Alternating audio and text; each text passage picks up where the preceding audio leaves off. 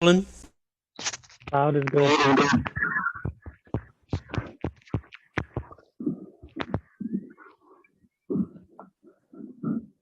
Okay. Hello and welcome to today's meeting. At this time, I ask that you please turn all electronic devices to vibrate. Madam Majority Leader, we are ready to begin. Good afternoon and welcome to the stated meeting of March 25th, 2021. I am Majority Leader Lori Cumbo, and I'd like to thank you for joining us at this virtual meeting of the New York City Council. If you would like to follow along, the agenda for today's meeting is posted on our website. Please join us for the Pledge of Allegiance. I pledge allegiance to the flag of the United States of America and to the republic for which it stands, one nation, under God, indivisible, with liberty and justice for all. Thank you. We'll begin with roll call. Adams. Present. Ampry Samuel. Present. Ayala. Present. Barron. Blessed and present. Borelli. Present. Brannan. I'm here. Brooks Powers.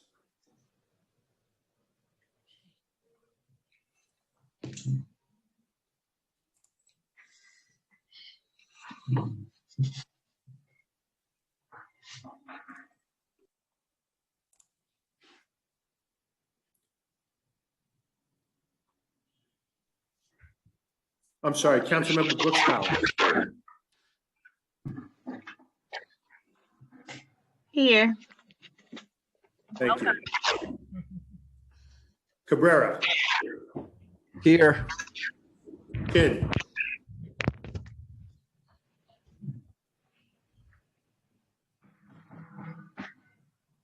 Constantinides.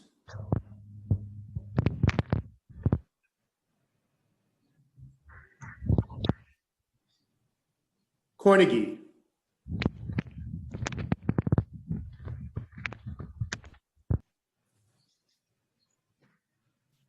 I'm here. Thank you. Deutsch. Here. Dharma Diaz. Here. Presente. Ruben Diaz.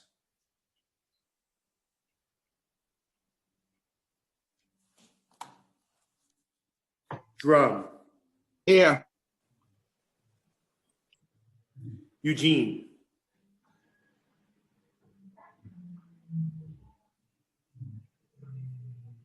Gennaro. Here. Gibson. Blessed afternoon. I'm here. Jonai. Present. Grodenchik. I'm here. Holden. Here. Kalos. Here. Ku. Present. Kozlowitz. Here.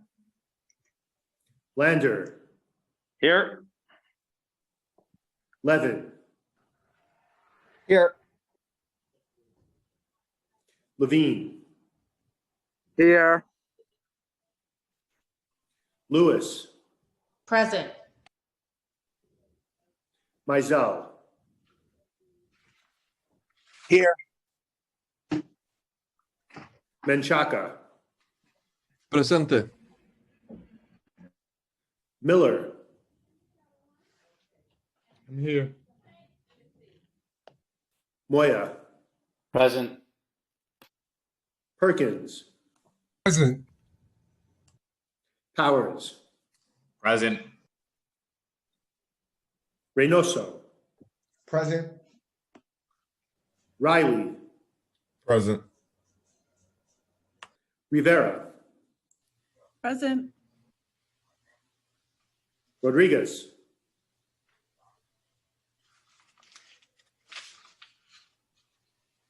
Rose. Present. Rosenthal.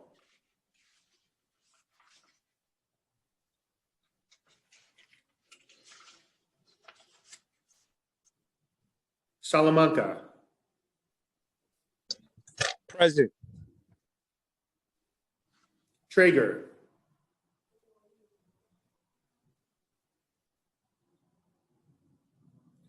Ulrich,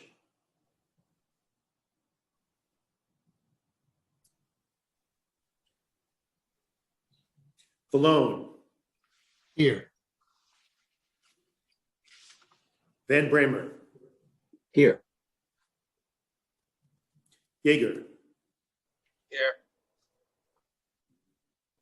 Matteo, I'm here. Cumbo,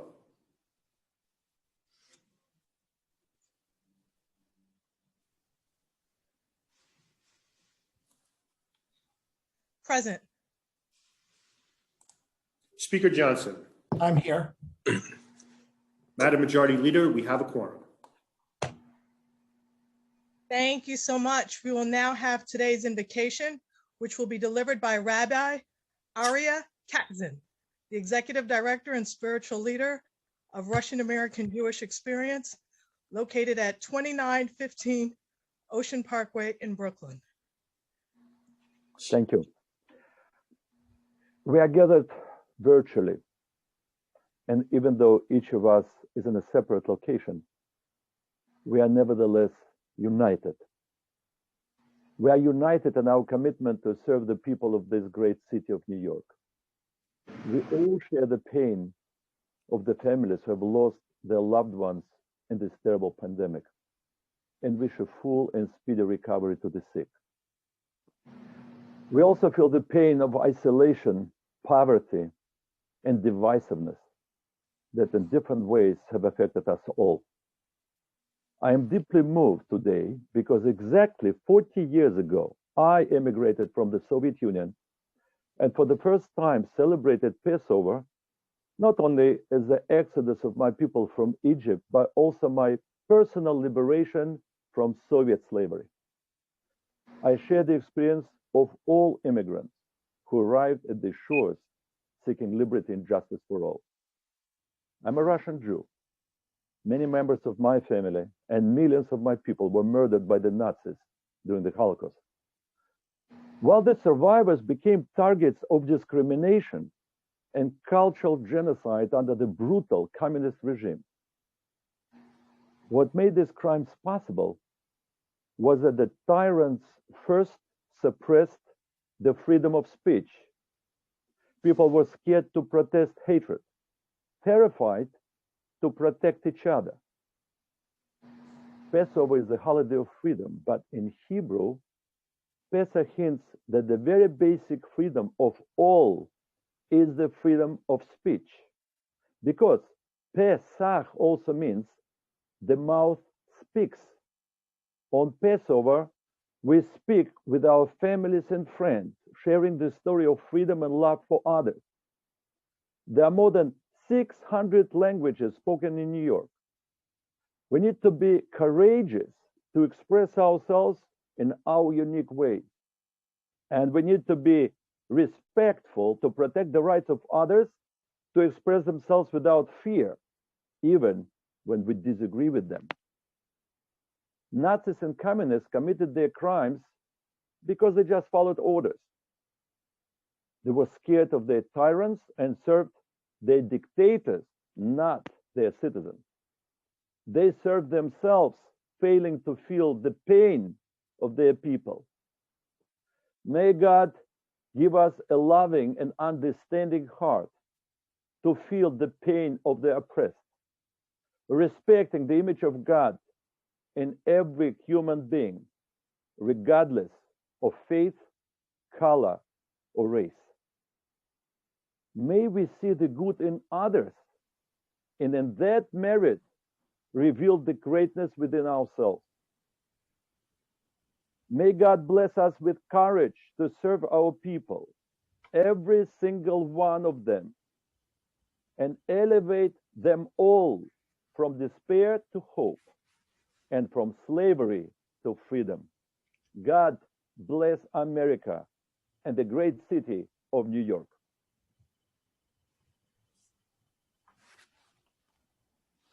Thank you so much. Thank you so much for that very timely prayer and for giving us so much hope and inspiration through your own challenges that you've been able to share with us today. At this time, I would like to call on Councilmember Chaim Deutsch to spread the invocation on the record. And I thank you so much, Rabbi Katzen, for being with us today and for sharing your words of wisdom with each and every one of us. Councilmember Deutsch. Thank you, Majority Leader. In just over 48 hours, Jewish people across the globe will welcome the holiday of Passover. What better way to head into the important holiday of Passover than to hear those remarkable words from Rabbi Aryeh Katzen, who himself celebrated 40 years of freedom from the Soviet Union. Rabbi Katzen is the executive director of RAGE, the Russian American Jewish Experience.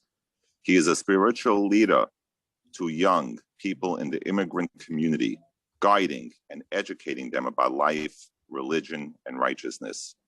When Rabbi Katzen immigrated from the former Soviet Union and settled in Brooklyn, he immediately got to work establishing a welcoming community for his fellow immigrants. He founded the Sinai Academy to teach children about their heritage, and he established a Russian language newspaper to connect members of the growing community with each other. Rabbi Katzen is a fixture in Southern Brooklyn community and a role model to thousands. It is an honor to know him and to be inspired by his resilience and strength. Thank you for all those inspiring words, Rabbi Katzen, and I wish you and all who are celebrating a Chag Kasher B'Sameach, which means a happy, meaningful holiday. I also want to wish all those who are celebrating Easter a joyful and peaceful holiday. And with Ramadan just several weeks away, I also want to wish all those observing a meaningful and blessed month. God bless you all. Thank you so much, Councilmember Chaim Deutsch. We appreciate you sharing your treasures from your community with the entire city of New York. Thank you, Majority Leader.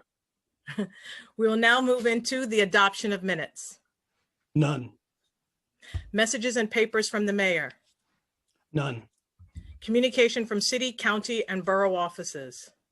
M294, certification of election of Selvina N. Brooks Powers, new council member, 31st District. Congratulations to our new colleague, received, ordered, printed, and filed. Petitions and communications. None. Land use call-ups. M295, Sidham Street rezoning. Thank you. At this time, I'm asking for the clerk to take a roll call vote on this single land use call-up. Again, we're just voting on this land use call-up item. Good afternoon. Adams. I vote aye. Rosenthal. I vote aye. Thank you. Ampry Samuel. Aye. Ayala.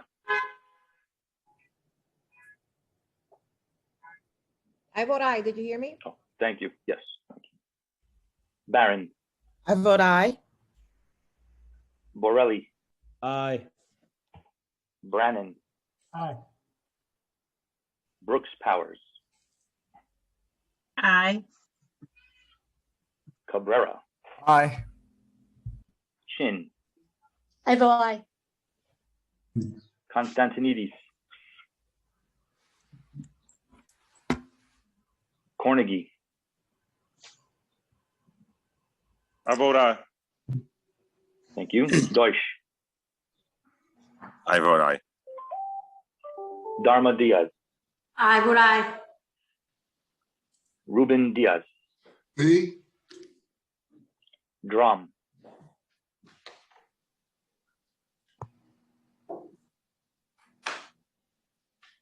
I vote aye. Thank you.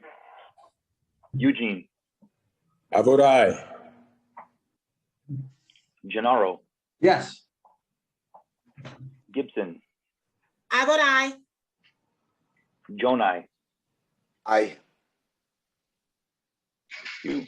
Gorenchik. Aye. Holden. Aye. Palos. Aye. Ku, Aye. Kozlowitz, Aye. Lander, I vote aye. Levin, Aye. Levine, I vote aye. Lewis, I vote aye. Mizell,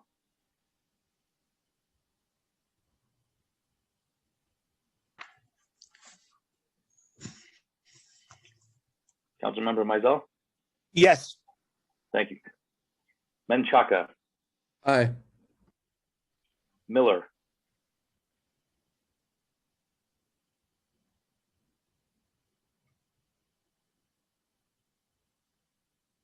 Councilmember Miller, I believe you're muted.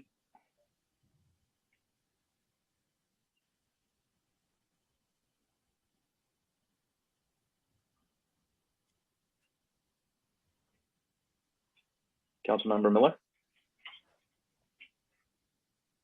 Councilmember Miller, can you hear us? Absolutely. You know, we virtually as well. So. Okay. Councilmember Miller, Councilmember Miller? Definitely. let's mute Absolutely. Councilmember Miller and move on. Let's do that. Okay, we'll come back. Moya, I vote aye. Perkins, Aye. Powers, Aye. Reynoso, Aye. Riley,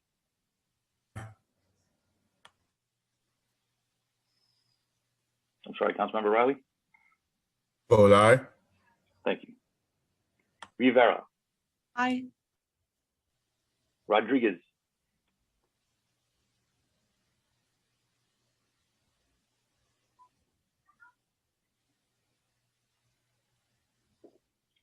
Rose, Aye. thank you. Salamanca, I vote aye. thank you. Traeger, Aye. Ulrich,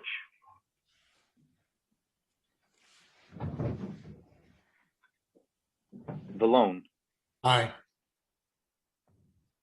Van Bramer, Aye. thank you. Jaeger,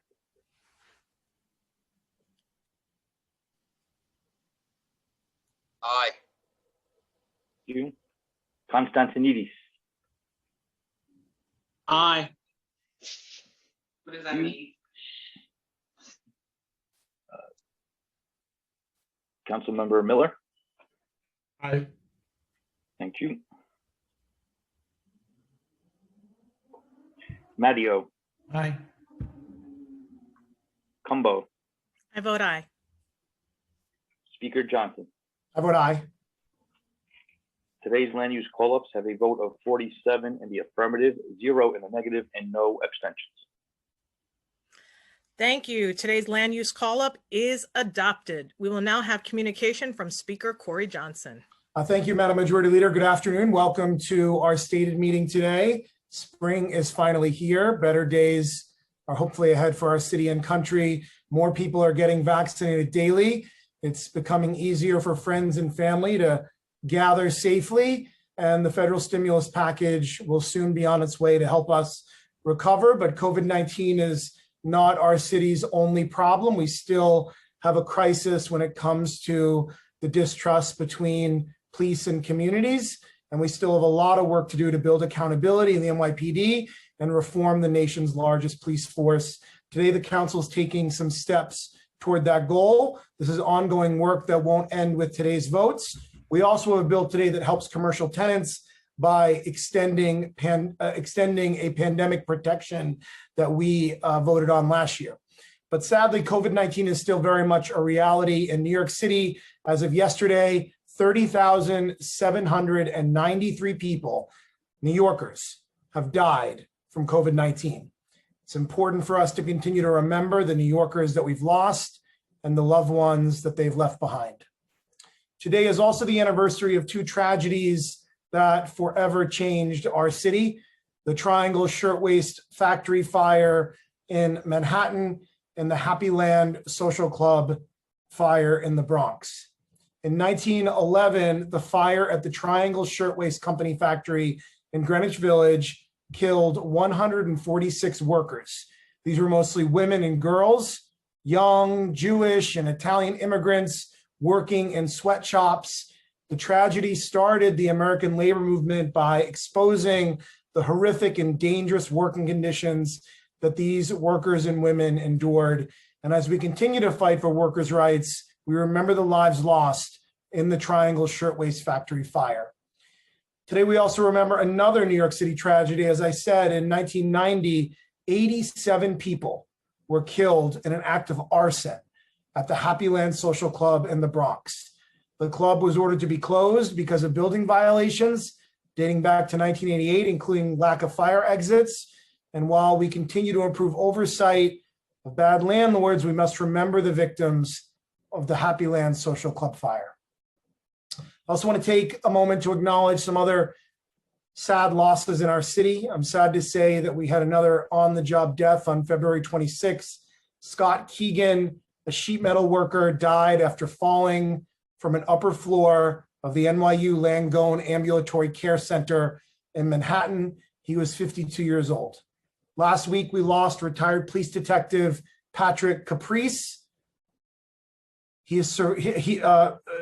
Detective Caprice survived being shot 3 times in 2005 after pulling over a car, but died on March 15th after going into medical distress. He was 58 years old.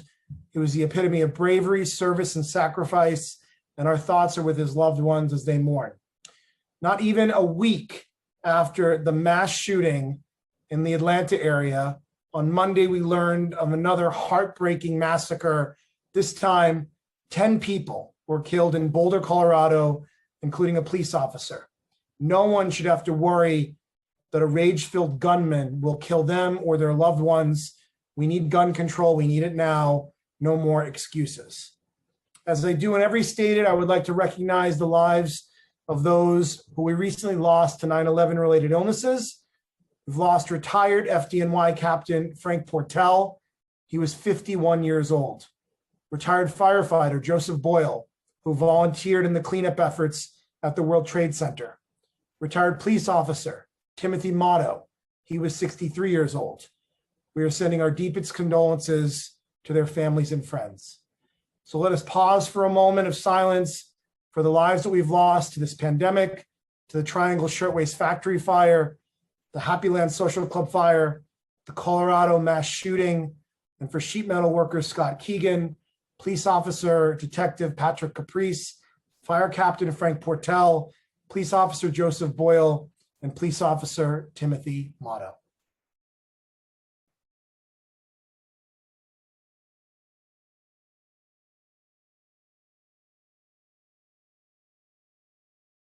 Thank you. Before we dive into our agenda, I want to take a moment to welcome to the council our newest colleague, council member Selvina Brooks Powers. She represents Council District 31, which includes Laurelton, Far Rockaway, Springfield Gardens, and other great neighborhoods. Council member Brooks Powers replaces the now Queensborough President Donovan Richards, and we welcome her. We're so glad that you are at your first stated meeting. We look forward to working with you and supporting you. Congratulations, Councilmember Powers. Welcome to your first stated meeting of the New York City Council.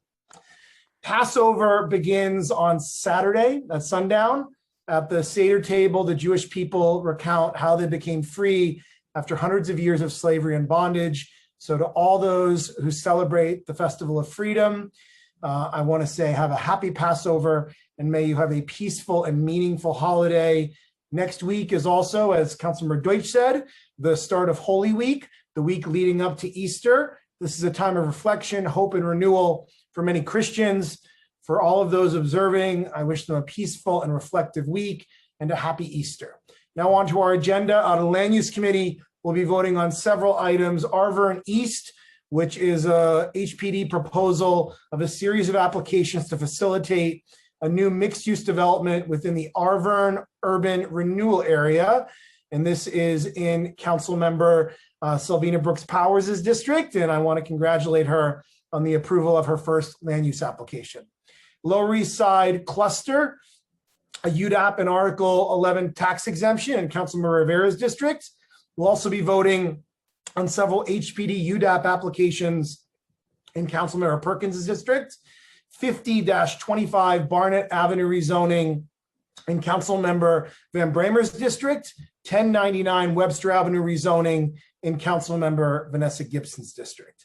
Now, out of the Finance Committee, we'll be voting on a pre-considered resolution number 1583, sponsored by Councilmember Francisco Moya, which supports State Senate Bill 4482 and its companion bill in the Assembly 5092, which would impose a new tax on billionaires. The proposed mark-to-market tax would tax the increase in value of billionaires' assets at the same rate as other income. While New Yorkers struggle to make ends meet, the state's 120 billionaires are $87.7 billion richer than they were just 1 year ago. They, of course, can certainly afford to pay more, particularly when so many people continue to suffer from the COVID-19 pandemic. And that is why this resolution further calls for revenue generated from this tax to be used to establish a $3.5 billion excluded workers fund to assist the hundreds of thousands of workers who have been excluded from receiving benefits like unemployment insurance because of their immigration status or recent incarceration. Many of these workers were employed in essential jobs such as cleaning, home health care, food delivery, and many other jobs until many of them lost their jobs or became ill with COVID-19 and could no longer work. And the fact that they are barred from receiving benefits like unemployment insurance and other federal benefits is unjust and wrong. And I want to thank from the staff, Noah Brick and Rebecca Chasen, for working on that. Moving into our legislative agenda, first the council will vote on introduction number 2243A, sponsored by Councilmember Carlina Rivera.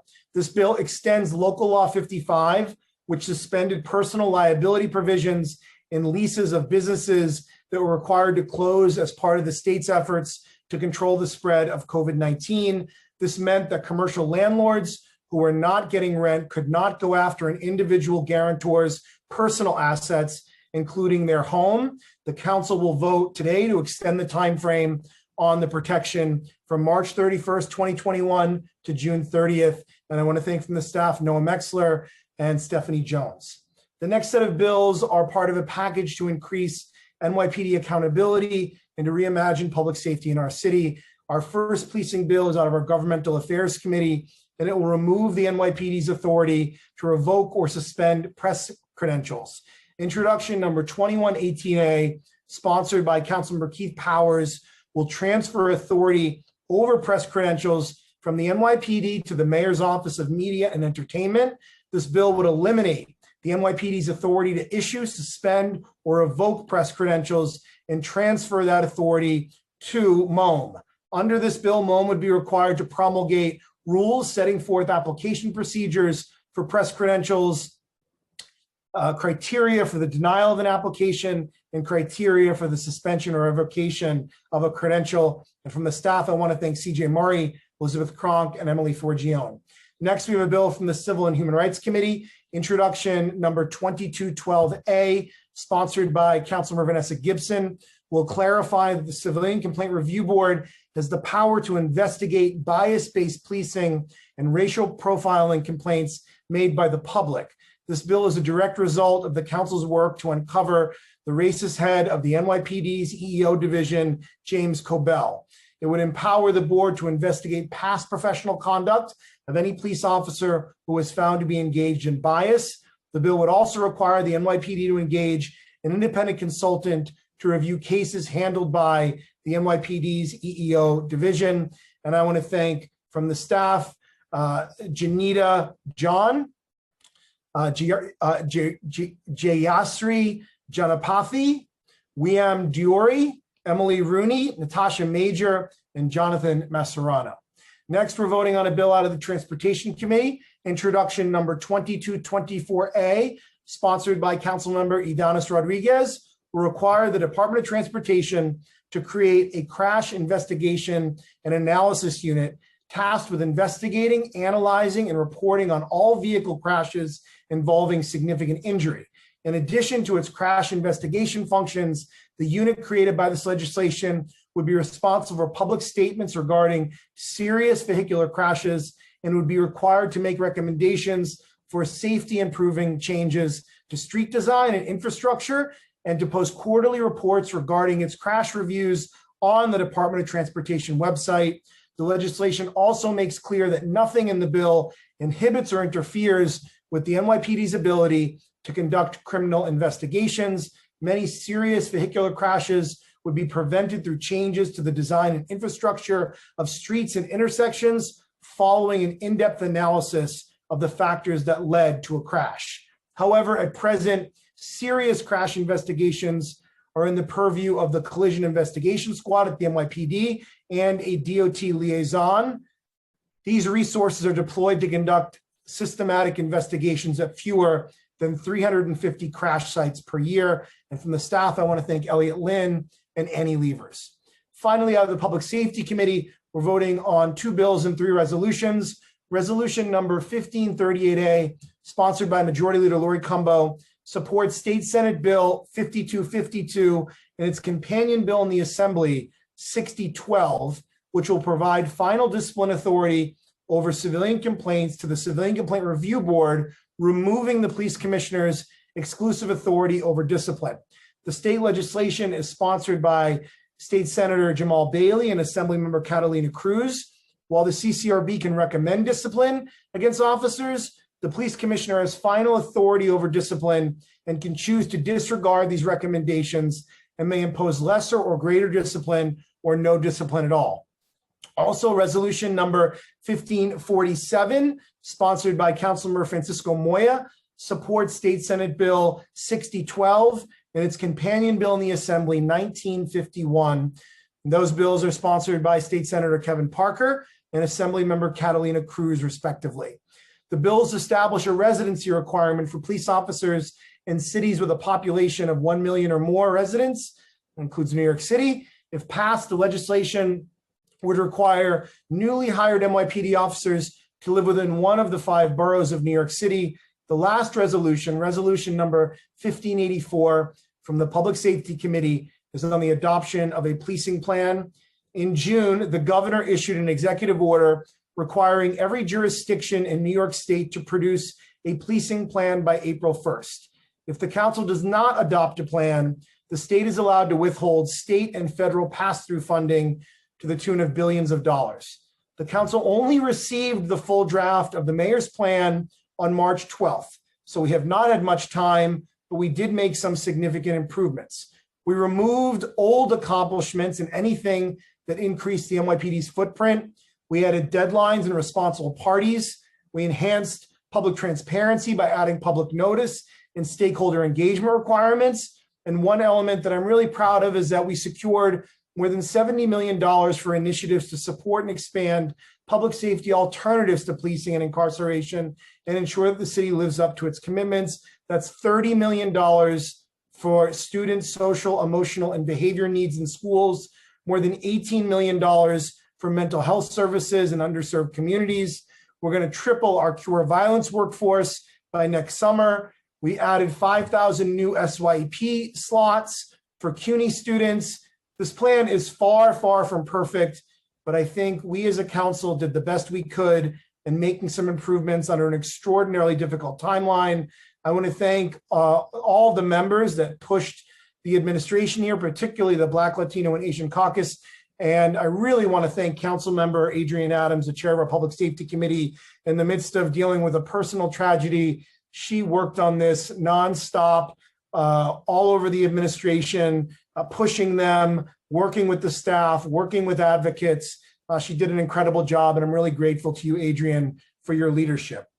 In addition, we're voting on introduction number 1671A, sponsored by Councilmember Adrienne Adams, the chair of our Public Safety Committee, which will require the New York City Police Department to issue a quarterly report on all vehicle stops. The report would include the number of summonses issued, arrests made, vehicles seized, related use of force incidents, and vehicles searched and whether consent was provided.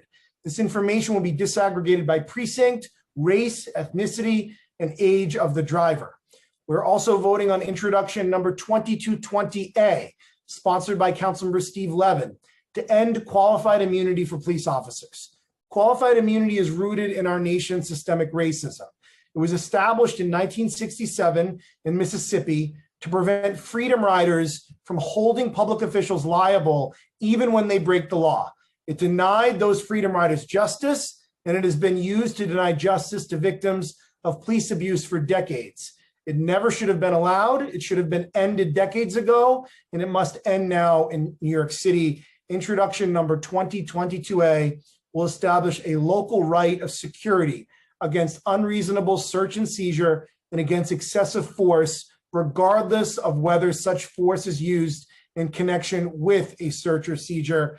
And again, I want to thank from the staff, Janita John, Emily Rooney, Pearl Moore, Natasha Major, and Jonathan Masserano. That is our agenda today. Thank you all. With that, I turn it back to you, Madam Majority Leader. Thank you so much, Speaker Johnson. We will now move into discussion of general orders. As a reminder, this section is only for items we will be voting on for general orders today. We will recognize council members who wish to speak by using the raise hand function in Zoom. Is Mr. Parliamentarian on the Zoom at this time? Yes, Madam Majority Leader. If you could give further clarity so that we are clear on issues that can be discussed, legislative matters that can be discussed during this discussion of general orders, I think it would be helpful to all of the members. Yes, Madam Majority Leader. So we will be discussing at this juncture all items that the speaker just discussed, with the exception of the following resolutions. Resolution 1538A, having to do with the police commissioner's exclusive authority over police discipline. Resolution 1547, requiring NYPD officers to live within the 5 boroughs. Pre-considered resolution 1583, which would establish the billionaire mark-to-market tax.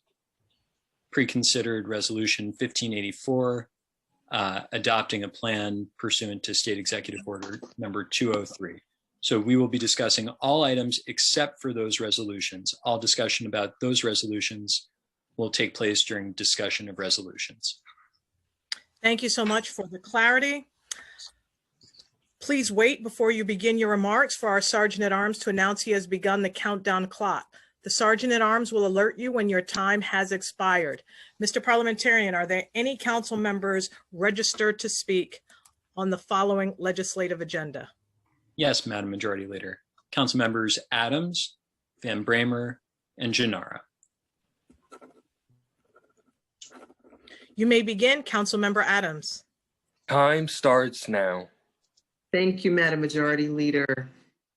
Before I begin my remarks, I just and congratulate my sister from Southeast Queens and our newest addition to the Women's Caucus, Council Member Sylvina Brooks Powers. She's passing her very first piece of legislation in land use space today during her very first stated meeting, and that's a really, really big deal. Congratulations, Sylvina. I'm so, so happy to have you here. Madam Majority Leader, this afternoon, we will vote on a number of groundbreaking police reform bills by the New York City Council that I believe will truly make a difference in our city.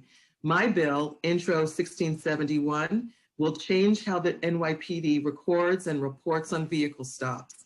The NYPD will be required to report on the number of summonses issued, arrests made, vehicles seized, and more. This information will be broken down by precinct, race, ethnicity, and age. This is very significant because stop and frisk was not the only tool that police have used to harass Black and brown New Yorkers who can attest to what it's like to be stopped by the police and the consequences of those harmful interactions. We have no idea how bad this problem is in New York because the NYPD doesn't track it. They don't record many stops if there's no traffic ticket issued or arrest made at all. Intro 1671 remedies this by requiring the documentation of all vehicle encounters, which will shed light on who's being stopped and what happens as a result. I ask all of my colleagues to vote in favor of my bill, Intro 1671. And I will add that it is not lost on me that we have now included another powers and another as well to add to the second DS that we have on this council. We welcome the expansion of our colleagues. Thank you very much, Madam Majority Leader. Thank you so much, Councilmember Adams, and we continue to lift you up because you continue to do incredible work under such challenging circumstances. Councilmember Van Bramer. Time you very starts much. now. It has taken 5 years to get to today's vote on building truly affordable housing in Sunnyside Gardens, the neighborhood I live in. The project before us today is 100% affordable and vastly improved from the one I rejected 4 years ago. Affordability levels represent the deepest we've seen in Sunnyside, with a set aside for formerly homeless families and many units at 40% of AMI with a maximum of 80% AMI. 32BJ has testified in favor of this project, something they did not do 4 years ago. I'm proud that we secured good jobs, good wages, with benefits for workers. The building height has been brought down and is now contextual. And while more progress needs to, thanks to Community Board 2, there is a real action plan of immediate improvements that FIPS is complying with. It should also be noted that CB2 voted unanimously against this project 4 years ago, but overwhelmingly in favor of this particular proposal. It also has the support of the Queensborough president. While some have used disingenuous arguments against this project, I will not deny homeless families and low-wage workers a home by allowing the perfect to be the enemy of the good. We who proclaim ourselves progressives say we want to build truly affordable housing, and when we get the chance to do so, we should, particularly in expensive neighborhoods like Sunnyside. We who say we are progressives say we want to permanently house the homeless, and when we get the chance to do so, we must. Everyone must be welcome in the Sunnyside Woodside area that I am lucky enough to call home. And with this vote, we have a chance to say that emphatically. And those of us who are progressives and say we're for the Green New Deal should want to replace a surface parking lot with affordable housing and not allow NIMBY arguments to stop truly affordable housing to be built on this site. I'm proud to support it, ask my colleagues to support it. I want to thank Chairs Boya and Salamanca and their committees for already voting in favor of this project. Thank you very much. Thank you. Thank you so much, Councilmember Van Bramer. Councilmember Gennaro. Time starts now. Thank you, Madam Leader. I feel compelled to go on the record regarding some of the very important bills that we'll be voting on today. First, regarding proposed Intro 2118. This bill affects the NYPD leadership, not the rank and file. And I think the department can take some hard questions from reporters. So I'll be voting yes on this, and I urge my colleagues to vote for it. I'll be adding my name as a co-sponsor. Next, proposed Intro 2212 regarding the investigation of biased police officers. The NYPD had a stone bigot running its EEO division. So this council, I believe, has not only the right, but the obligation to pass this bill. I will vote yes on this bill. I urge my colleagues to do so as well, and I will add my name as a co-sponsor. Regarding proposed Intro 2224A about the DOT collision squad, I support this bill and I urge my colleagues to support it. Regarding proposed Intro 1671A, this bill seems to rest on the thesis that the police are engaging in racist behavior and profiling when it comes to traffic stops. I do believe this thesis needs to be tested, and the collection of such data does have value to test this thesis. The question is how to test this thesis most efficiently without placing an undue burden on the department. I believe that a bill that mandates the collection of these data periodically in random precincts would yield the same validation or invalidation of this thesis for much less effort. I would happily support such a bill, What this bill has written, I see as an undue burden. So I'll be voting no, and I urge my colleagues to vote no as well. We're going to propose intro 2220 about ending qualified immunity. My view is that constitutional rights are inviolable, and to the extent that anyone can be allowed to invoke immunity in violating one's constitutional rights, such that a person who has had their rights violated has no recourse to seek redress is, in my opinion, violative of the Constitution itself. Every member in this body took the same oath to uphold the Constitution. And by voting yes on this bill, I believe I'll be doing exactly that. I urge my colleagues to support this very important bill, and I will be adding my name as a co-sponsor. Thank you for being generous with my time. Thank you, Councilmember Gennaro. We will now move to other members who wish to speak at this time. Mr. Parliamentarian, are there other members who wish to speak? Yes, Madam Majority Leader. Council members Barron, Holden, and Chin.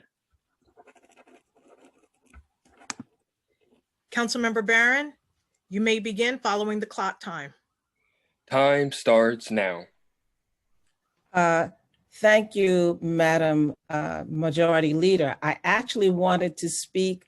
I'll just explain my vote so that we can move the time along. Thank you, Mr. Parliamentarian. Thank you. Okay, we will move to Councilmember Holden. Time starts now. Thank you, Madam Majority Leader. I need to express my extreme frustration with some of these so-called police reform bills that have made it on our agenda today for a vote. Once again, the City Council rushes through legislation that will have a serious impact on residents' public safety in the city.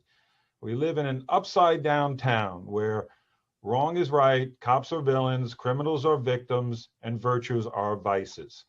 Some of the bills that we are voting on today will endanger the public and put our constituents in harm's way. This year alone, we've had 250 New Yorkers shot, which is over 40% higher than last year. Our constituents are begging us to handle the uptick in crime and violence in neighborhoods throughout the city. We are passing bills that will only make it more difficult for law enforcement to do their jobs, which is to protect and serve.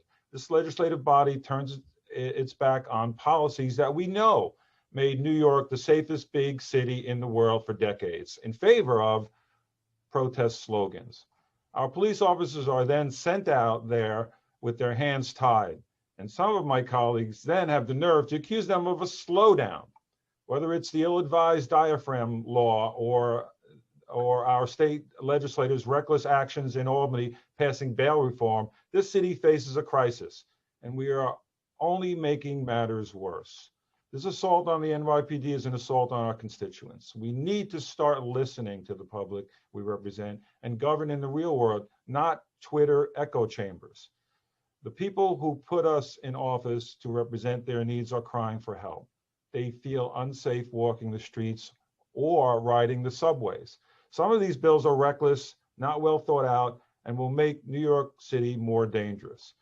I am not opposed to all police reform, but the vast majority of our police join the NYPD for the right reasons to do a great job. In fact, if you mention New York City to law enforcement officers from anywhere in the world, they will tell you that the NYPD is the gold standards. These bills would get more New Yorkers killed, both police and civilians, and result in New Yorkers not getting the help they need. Ending qualified immunity would discourage the best young men and women in our city from joining the police force. Ending it will make it harder to recruit young, bright young people to join the force. Even police officers acting in good faith could be held personally liable. It's the vehicle stop reporting bill not only would place an unreasonable burden on police, but it would force them into an unworkable position of having to somehow ascertain the race and ethnicity of members of the public, likely to result in greater tension. It's time to do our jobs and vote no on these bills, which our constituents expect of us. Thank you. Thank you, Councilmember Holden. We will now go to Councilmember Chin. Time starts now. Thank you, Madam Majority Leader. I know that I support all the police reform bill that we are voting on today. And as the speaker said earlier, the city's policing reform process is not perfect. And in this council, I have joined my colleague in advocating for police reform for many, many years, starting with the Community Safety Act. And we will continue to do that. And we have been fighting for resources to support anti-violence program, our youth, and many more. And I am really saddened because of this vote today that my office and myself has been attacked on social media, and my office phone has gotten inundated with phone calls because of individual and group spreading misinformation. Our community, the Asian community, has been under attack. And I am so proud that all my colleagues and community group have come together to support us, to stand with my community and ask how we can help. And now, how can these individual and so-called advocates out there, if you want to stand with us, why are you creating misinformation and attacking our community? The anti-Asian hate crime task force, do you even know what that is? The officer working in there are volunteer. Our community are asking for more support to help them report the crime, to help protect them. We have to work together, not divide us. I mean, I myself is an Asian woman, and I'm getting attacked from Asian women feminists on my record of all the things that I have supported in the council. I mean, come on, let's Time expired. stop this and work together if we really want to stop hate. Language access is important in every city agency, and especially in the police department. And we have to get that for our community. So let's work together and not fight against each other. Thank you. Thank you, Councilmember Chen. Mr. Parliamentarian, are there any other members who wish to speak at this time? Yes, Madam Majority Leader. The next three are Council Members Rodriguez, Levin, and Borelli. I'd just like to remind members, because the list is extensive for members to speak at this time, as well as during the vote. I know that members are also going to wish to speak, as well as during the resolutions and general discussion. So if we could stick to the time clock, I'm going to try to hold it a bit tighter because this meeting could go quite extensively if we don't. So I'll begin right now with Councilmember Rodriguez. Time starts now. Thank you, Majority Leader. And I understand that, but at the same time, I feel that today is like one of those special days that all of us will be so proud of the legacy that we are living when it comes to police reforms. One of the bills that I want to talk is the one that I had the opportunity to lead together with Speaker Johnson and other colleagues, the one that we transferred the investigation squad unit from NYPD to DOT. It is time for all of us to understand that we will be able to get rid of the COVID-19 pandemic, hopefully very soon. However, there's another pandemic that has been killing so many great New Yorkers. And that's the one of hit and run. That's the one of crashes. That's the one where last year we had more than 44,000 people that they were victims of crashes in New York City, and an average of 300 people dying every year because criminal drivers are leaving the scene, many of them and other, unfortunately, not understanding that our street doesn't belong to car owners, but the street belongs to all of us. So today is a great day as we are voting this bill that we transfer the investigation squad unit from NYPD to DOT. We heard our DAs, we heard the advocate, but also we heard transportation alternative, we heard Family for Safer Street. I thank Speaker Johnson and thanks Mayor de Blasio also for getting his team in the City Hall to work with us and come out with a compromise so that we are voting this bill. Hoy estamos haciendo historia, votando un proyecto de ley donde pasamos el control de la unidad que investiga los casos de choques, especialmente los de hit and run que ocurren en Nueva York, de la policía al Departamento de Transportación. De esa forma haremos de las calles lugares más seguros para los peatones y los ciclistas. Thank you. Thank you, Councilmember Rodriguez. We will now go to Councilmember Levin? Time starts now. Thank you very much, Madam Majority Leader. Good afternoon, everybody. I'm very humbled to be with you all today to vote on this remarkable set of legislation. I'm especially grateful to be sponsoring Intro 2220A, which would end qualified immunity here in New York City. Qualified immunity has a very complex history as a legal doctrine, but it actually concerns a very simple and fundamental issue in our democracy. Since 1792, Americans have had the constitutional right under the Fourth Amendment against unreasonable searches and seizure. And we have had the right since 1868 under the 14th Amendment to due process under the law. Recognizing that people who have these rights violated need an actual recourse, Congress passed the Enforcement Act of 1871, also known as the Ku Klux Klan Act, in which Section 1983 established the right of action where, quote, every person who under the color of any statute, ordinance, regulation, custom, or usage of any state or territory or in the District of Columbia subjects or causes to be subjected any citizen of the United States or other persons within the jurisdiction thereof to the deprivation of any rights, privileges, or immunities secured by the Constitution and laws shall be liable to the party injured in an action at law, suit in equity, or other proper proceedings for redress. Seems simple enough. Fast forward 96 years to 1967 in a case Pearson v. Ray, where a group of Freedom Rider clergymen were seeking to recover damages for their unconstitutional arrest in Mississippi in 1961. The Supreme Court established a judicial doctrine of qualified immunity, where a government employee is now granted immunity from a lawsuit if they demonstrate, quote, good faith in conducting an unconstitutional stop and seizure. The Supreme Court further increased the hurdles to plaintiffs seeking redress by allowing officers to invoke qualified immunity unless the unconstitutional act violated a, quote, clearly established law in 1982. Quoting Jay Schweikert from the Cato Institute, quote, in practice, this legal standard is a huge hurdle for civil rights plaintiffs because it generally requires them to identify not just a clear legal rule, but a prior case with functionally identical facts. He goes on to say, quote, qualified immunity is one of the most obviously unjustified legal doctrines in our nation's history, close quote. I'll finish my remarks when I explain my vote. Thank you. Thank you, Councilmember Levin. Thank you for bringing us that important history on this particular bill. Councilmember Borelli. Time starts now. Thank you. I'd be remiss if I didn't mention that each of us 51, are individually beneficiaries of qualified immunity ourselves. We each represent 170,000 New Yorkers, and collectively we represent over 8 million. And many of the decisions we make or actions we take can harm any one of them or any member of the public or anyone we employ. And yet we are also personally and individually protected by qualified immunity. If we get sued, our general counsel will represent us. It doesn't cost us anything. And in fact, and I heard Councilmember Levin mention the 1982 case of Harlow v. Fitzgerald, that case wasn't even about police officers.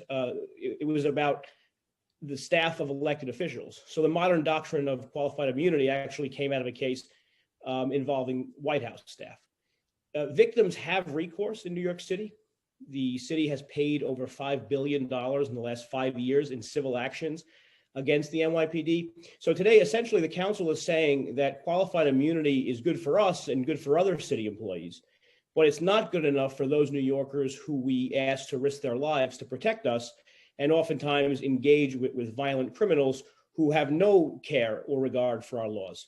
So I would ask my colleagues to vote no on the qualified immunity legislation, or at least voluntarily forego your own qualified immunity if and when you are sued. So thank you. Thank you so much, Councilmember Borelli. Are there any other members, Mr. Parliamentarian, who wish to speak at this time? Yes, Madam Majority Leader. Council members Reynoso, Miller, and Gibson. Councilmember Reynoso, you may begin. I'm going to hold my comments to the vote of advice from the Majority Leader. Thank you. Thank you. We'll now have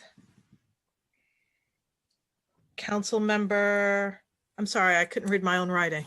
Miller. Councilmember Miller, followed by Councilmember Gibson. Time starts now. Thank you, Madam Majority Leader. With respect to Intro 2224, while I agree is well-intended legislation, it is ultimately flawed. In this bill, we are voting to allow New York City DOT to be both judge and jury on our streets.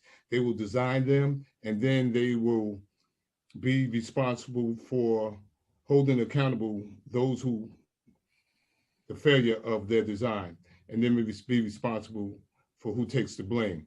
This agency has not been responsible for its own shortcomings. The Department of Transportation has run roughshod over New York City communities, community boards, civic associations, and residents, and is infamously unresponsive and prioritizes enforcement before outreach, education, and engineering. DOT job performance in recent years has been woefully insufficient.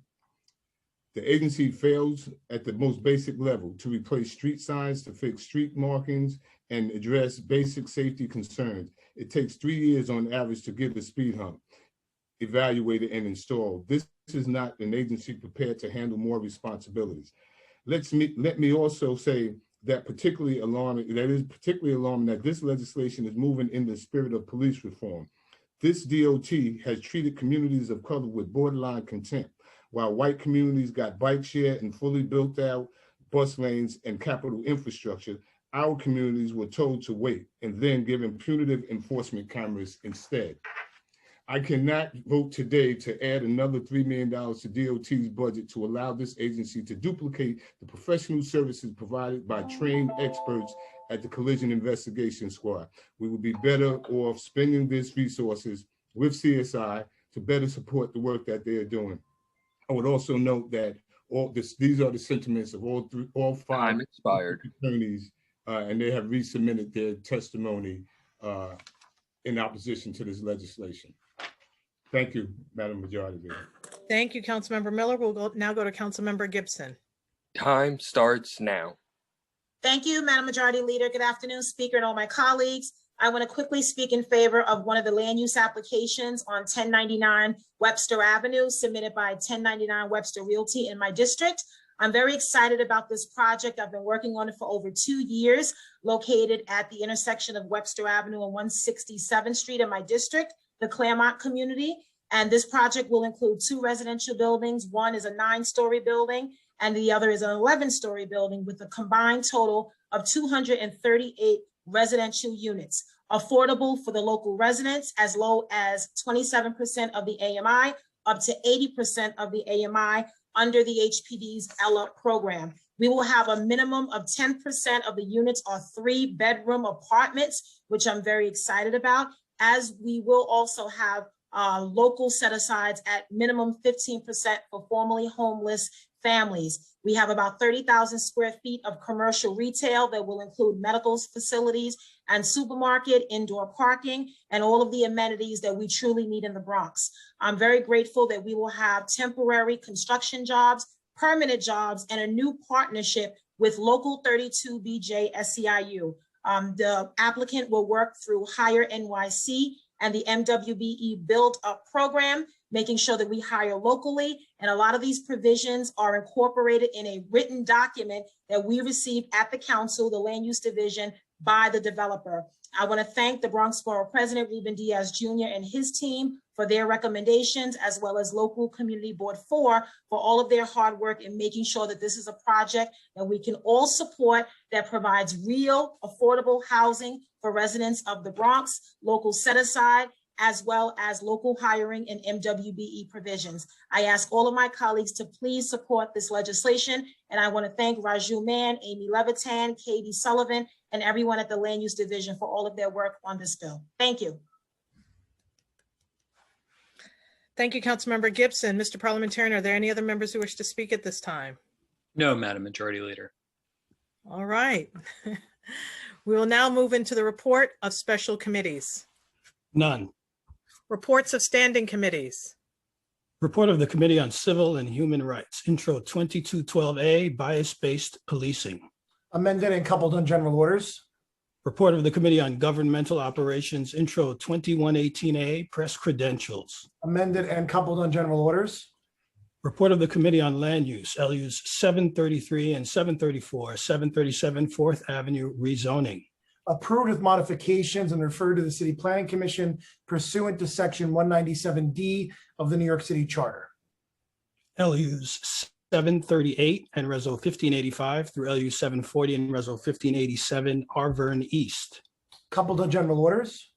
LU 741 and Reso 1588, Lower East Side Cluster. Coupled on general orders. LU 743 and Reso 1589 through LU 747 and Reso 1593, various Harlem applications. Coupled on general orders. LUs 748 and Reso 1594 and 749 and Reso 1595, 5025 Barnett Avenue rezoning. Coupled on general orders. LUs 750 and Reso 1596 and 751 and Reso 1597, 1099 Webster Avenue. Coupled on general orders. Report of the Committee on Public Safety, Intro 1671A, Traffic Encounter Reports. Amended and coupled on general orders. Intro 2220A, Ending Qualified Immunity. Amended and coupled on general orders. Report of the Committee on Rules, Privileges, and Elections, Preconsidered Resolution 1582, Council Committee Changes. Coupled on general orders. Report of the Committee on Small Business, Intro 2243A, Protection for Commercial Tenants. Amended and coupled on general orders. Report of the Committee on Transportation, Intro 2224A, Crash Investigation and Analysis Unit. Amended and coupled on general orders. And at this time, I'm asking for the clerk to take a roll call vote on all of the items coupled on today's general orders calendar. Adams, I will be voting aye on all with the exception of intro 2224 for all of the reasons stated by Councilmember Miller. Thank you.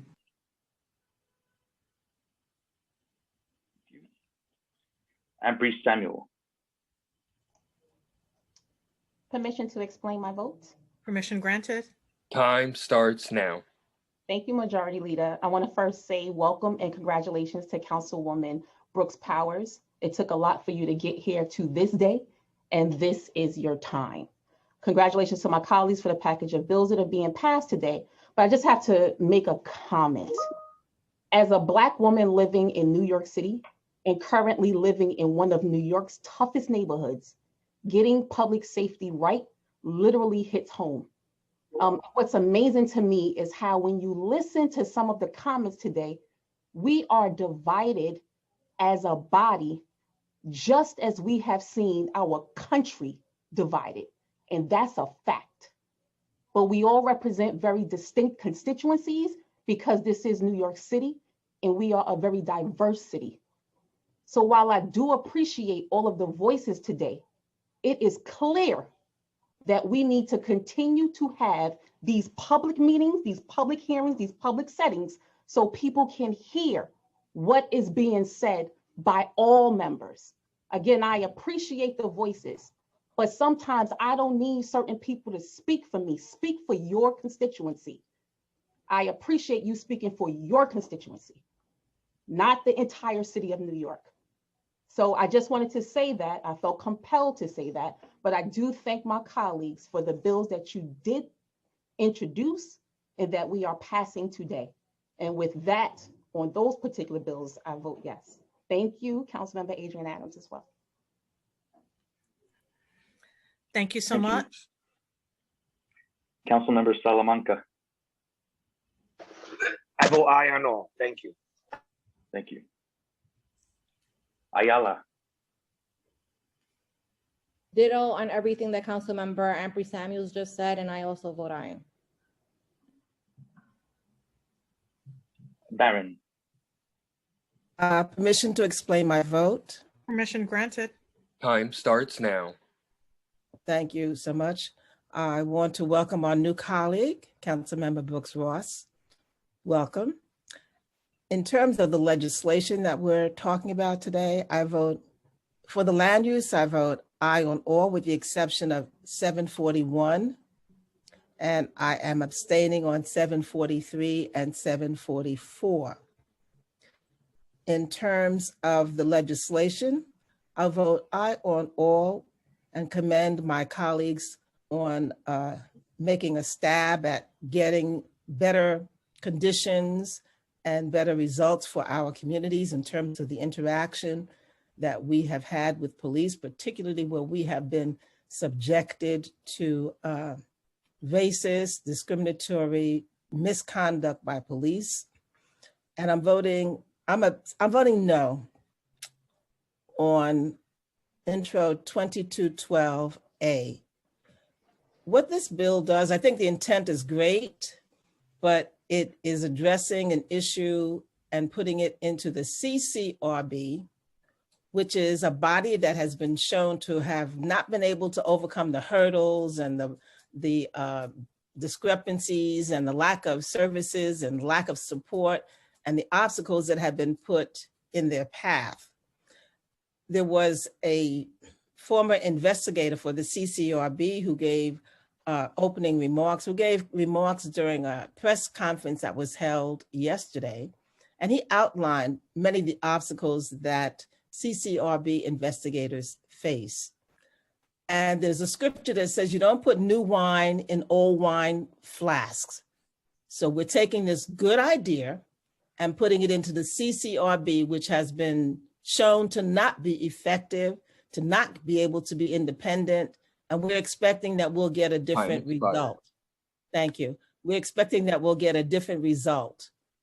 I think that what's going to happen is that it will burst the wine flask just as new wine does, because they're not capable of adapting and adjusting and incorporating these kinds of plans, particularly when they're going to rely on the police commissioner once again to select who the independent prosecutor is going to be for those cases that they look into. For that reason, I'm voting no on 2212A, despite its good intent. Thank you. Thank you, Councilmember Barron. Borelli. Thank you. I vote aye on all except intros 1671A, 2118A, 2212A, 2220A, 2224A, 2243A, and I vote aye on all the rest. Thank you. Thank you.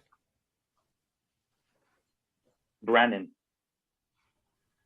With congratulations to Councilwoman Sylvana Powers on her first stated and her first bill passed at her first stated, which is not an easy feat. And with congratulations to all the folks who have legislation today, and the work continues. I vote aye on all. Thank you. Brooks Powers. I vote aye on all, and I'd ask for permission to explain my vote. Permission granted. Time starts now. So first, I'd like to thank my colleagues for the warm welcome to the council in helping with this transition. We have had a very busy stated today, but I just want to be on record of saying that while I vote in support of these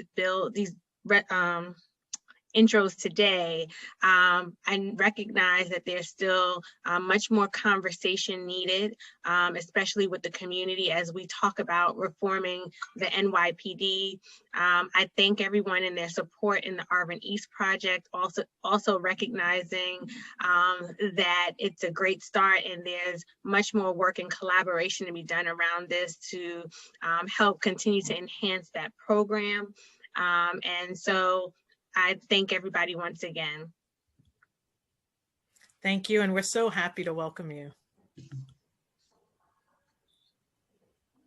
Cabrera. Thank you. I'll be voting no on 2224A, 2118A, 2220A, and I'm assuming we're doing the rest later, correct? Correct. Okay, thank you so much. You can vote yes then. And aye on the rest. Thank you. Thank you. Thank you. Chin. I vote aye on all. Thank you. Constantinides. Really want to just welcome our new colleague, Councilmember Brooks Powers. Welcome to the City Council. We're really looking forward to working with you. And with that, I will vote aye on all. Cornegy,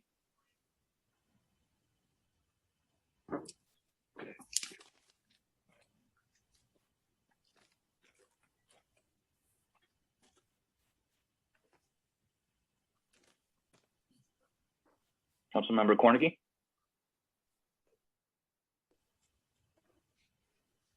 We'll come back.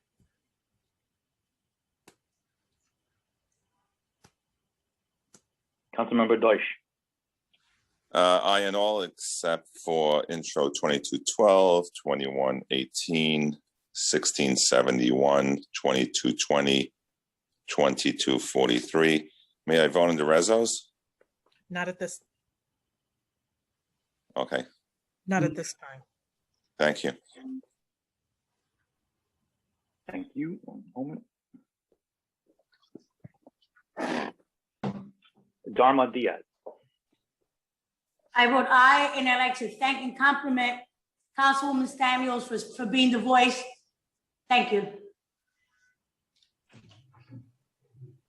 Ruben Diaz, Yes or no? thank you. Drum, Aye and all.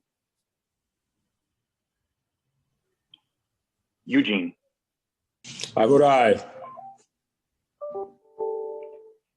Gennaro, I am really delighted to welcome Councilmember Brooks Powers. Welcome to the council. I vote aye on all with the exception of proposed intro 1671A, and I vote no on that. Thank you for being a good sport now that you are no longer the newest member to the council. The shine moves quickly. Gibson, Permission to explain my vote?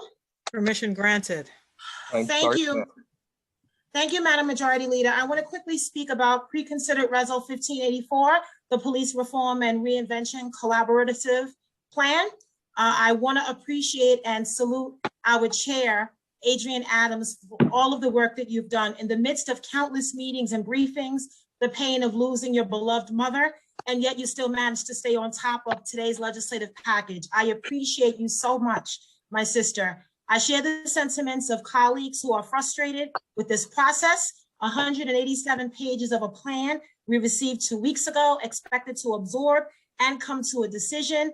An executive order shoved down our throats from the governor with no input or support, and yet the threat of withholding funding from our city.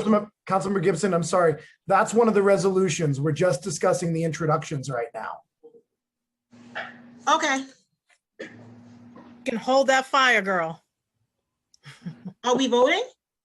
On No, the you can vote. introductions, not on the resolutions. That's later. Oh.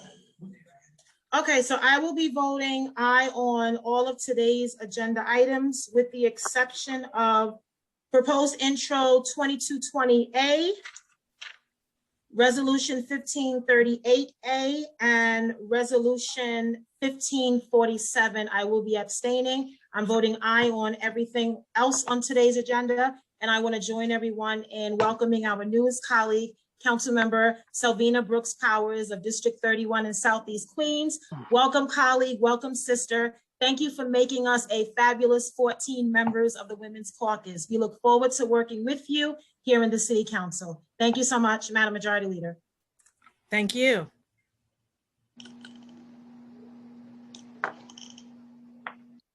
Joe Nye, Majority Leader, can I take a pass at this time?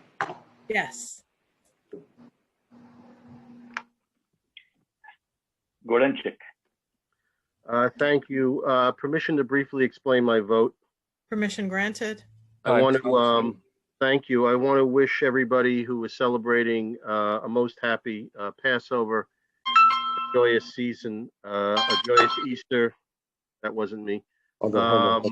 As we come into this very holy season here in New York City, I want to welcome our newest colleagues, Councilmember Brooks Powers, and congratulations on the Auburn East. I know that that has been percolating for more than a generation, and how wonderful for you to be able to start that work and continue that work in your first meeting as a member.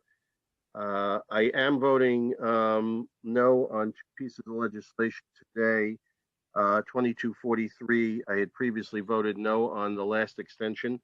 And I am also, based upon the very persuasive Councilman Miller, I am also going to vote no on 2224 and I and all the rest. And I ask that everybody who is listening to this remember those who are hungry in our city. We have much work to do feeding New Yorkers. Thank you. Thank you. Councilmember Cornegy.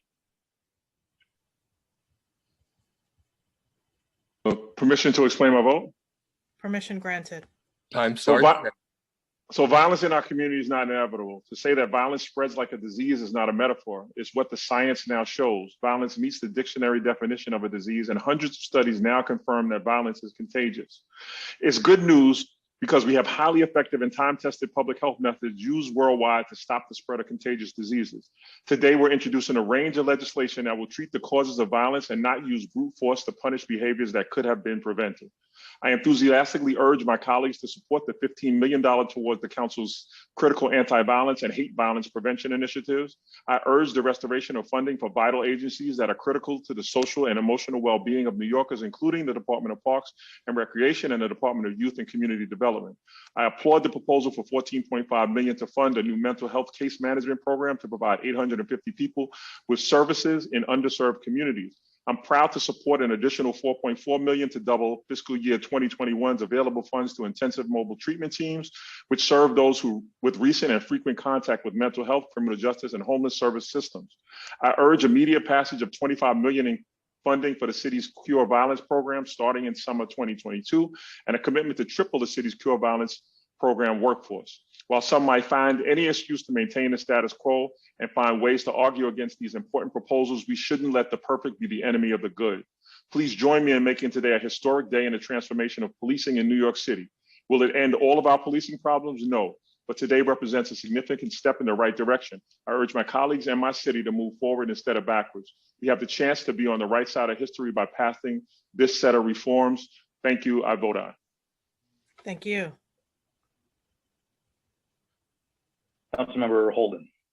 I vote no on all except intros 2243A, 2218A, and Reso 1582, and all land use applications with accompanying resolutions, in which I vote yes. Thank you. One moment.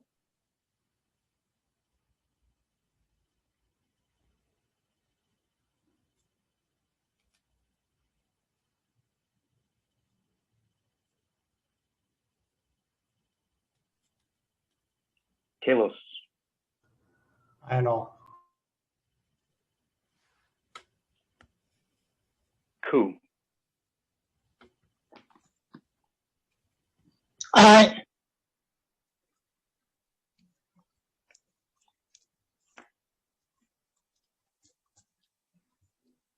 Kozlowitz.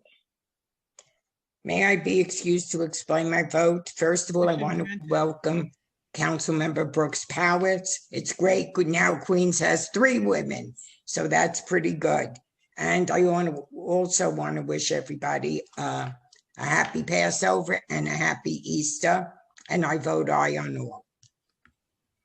Thank you.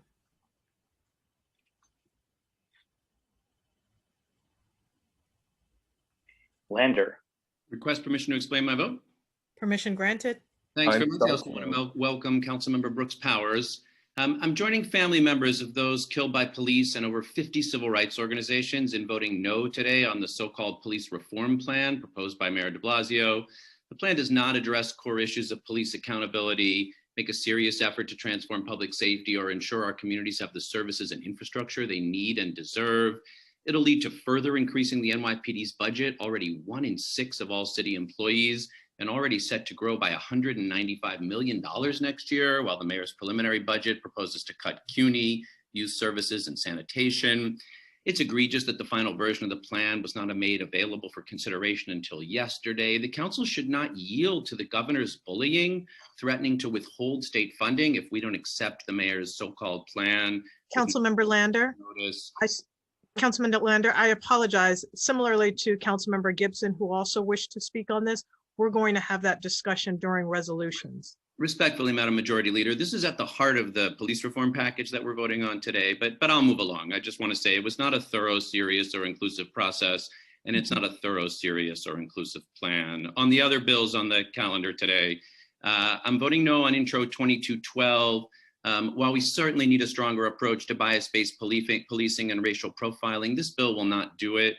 It reaffirms the commissioner's sole discretion over police discipline. It allows the NYPD to contract for its own overseer on a topic it's failed on, and it requires an NYPD finding before the CCRB begins its investigations in some cases.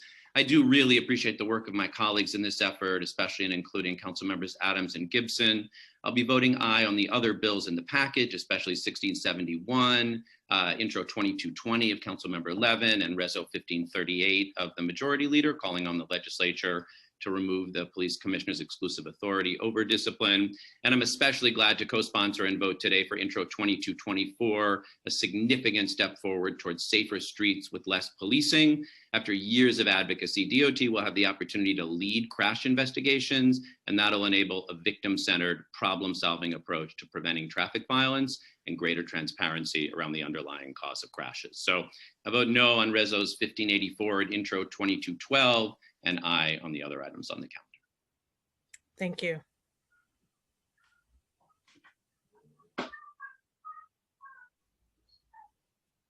Levin. Permission to explain my vote. Permission granted. Thank you, Madam Majority. Thank you, Madam Majority Leader. I also want to welcome Councilmember Brooks Powers, and wonderful to have you here in the council. So picking up where I left off, qualified immunity, this is a quote from Jay Schweikert from the Cato Institute. Quote, qualified immunity is one of the most obviously unjustified legal doctrines in our nation's history, close quote. What our bill does today is establish a local civil right in New York City that mirrors those Fourth Amendment rights that we've had since 1792 and those 14th Amendment rights that we've had since 1868, where qualified immunity in this case cannot be used as a defense. Cases would still have to be proven in a court of law, and the legal standard for that is high. The city may also fully indemnify individual officers. This bill does nothing to change that, but an officer would not be able to enter a courtroom and assert that the plaintiff cannot even commence a case against them because they are immune, unliable, in essence, untouchable. These rights we enjoy under our Constitution are not privileges to be granted and taken away. They don't apply to some people and not others. They are as fundamentally American as anything we hold dear. And they are what has drawn people to our shores generation after generation for over 230 years. And yet, throughout that history, these rights have also been denied over and over and over again to generation after generation of Americans, particularly Black and Brown Americans, for over 230 years. This bill today makes it clear that New York City intends to uphold these precious constitutional rights now and in the future. I would like to thank Speaker Johnson and our amazing Chair of Public Safety, Adrienne Adams, Chief of Staff Jason Goldman, Ed Atkin, Kelly Taylor, Johnita John from the Council Legislative Division, New York Civil Liberties Union, and Legal Aid for working with us on this, as well as my staff, Vivek Srikumar, and my Legislative Director, Nicole Hunt, for working on this bill. And I encourage all of my colleagues to vote aye on 2220A, and I vote aye on all. Thank you. Thank you, Councilmember Levin. Levine. Thank you. With warm welcome to Councilmember Powers, and I will be voting aye on all. Thank you. Thank you. Councilmember Lewis. Thank you, Madam Majority Leader. First, I just wanted to quickly congratulate our new colleague, Councilmember Brooks Powers, echo the sentiments of Councilmember Anthony Samuels, and I vote aye on all. Thank you.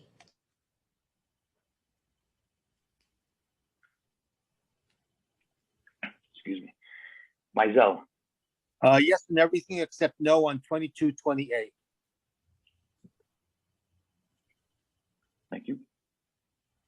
You lose your value. Menchaca. Permission to explain my vote? Permission granted. Time Thank you. starts now. I want to also welcome Councilmember Brooks Powers to the City Council, and I will be voting no on 2212A for all the comments that my colleagues have made, and aye on the rest. Thank you. Thank you. Miller. My vote, no. I will be just voting no on 2224 and on 2220, I'll be abstaining. I'd like to wish happy Passover to all those who will be celebrating. Thank you. Thank you.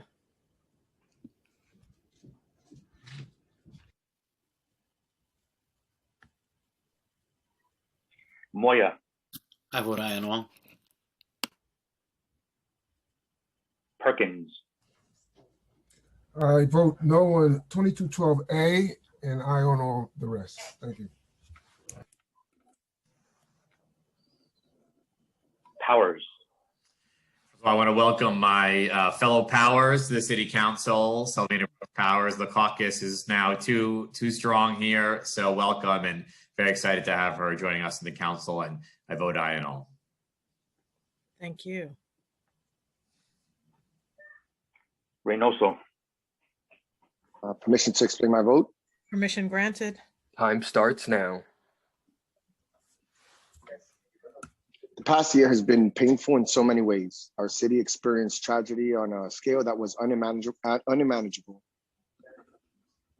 this time last March.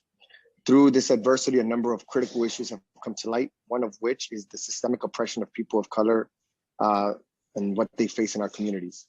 This oppression presents itself in many ways: polluted neighborhoods, displacement from our homes, underfunded schools, and police brutality. When the nation watched as George Floyd was murdered in front of our eyes last spring, it awakened the rest of the country to the police violence that communities of colors were all too familiar with.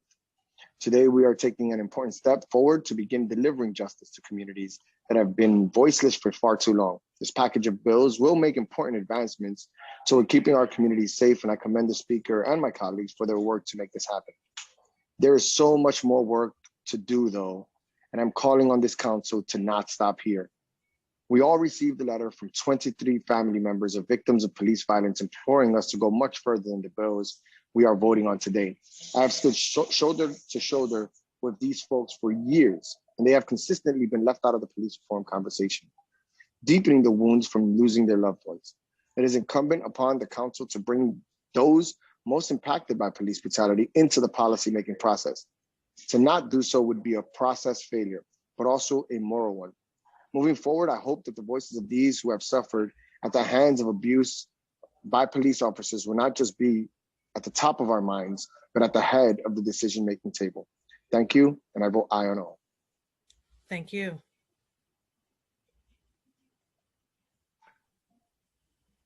Riley. Thank you. I would like to welcome my colleague, Councilmember Brooks Powers, to the council. As a Black man, also, I would like to echo the sentiments of Councilmember Ampry Samuels. I think you hit it right on the nail with your statement earlier. I would like to vote aye on all. Thank you. Thank you. Rivera. Permission to explain my vote? Permission granted. Time starts now. I want to encourage all my colleagues to vote for my bill, Intro 2243, today to extend the suspension of personal liability clauses in commercial leases until June 30th, so countless businesses teetering on the edge can continue to focus on paying workers and supporting their communities without the threat of landlords going after their personal life savings and assets if they have to shut down. We've fought and won in court to protect this law, and I'm proud that we are continuing with this legislative effort once again. I also want to thank everyone who will be voting for the Article 11 tax exemption for 3 properties located in the East Village neighborhood in my district. Asian Americans for Equality, a trusted community partner in the Lower East Side, has been working with families across these 44 units of housing on a conversion that will yield affordable home ownership opportunities for current residents. And I'm excited for this project to move forward. And in regards to the bills on police reform, I certainly believe that these are a continuation, not the end of our fight to reimagine public safety in New York City. And I appreciate Speaker Johnson and Chair Adams for their efforts. Additionally, the investments for key city services that are up for discussion are the exact kind of commitments we should pursue further in this year's budget. And with that, I vote aye. Thank you. Rodriguez. Permission to explain my vote. Permission granted. Time starts now.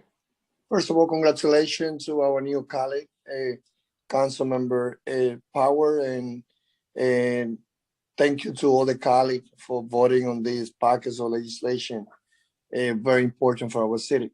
As I say in the bill that I had the opportunity to lead together with the Speaker Corey Johnson and my other colleague, one of those being the transfer of the collision investigation unit from NYPD to DOT.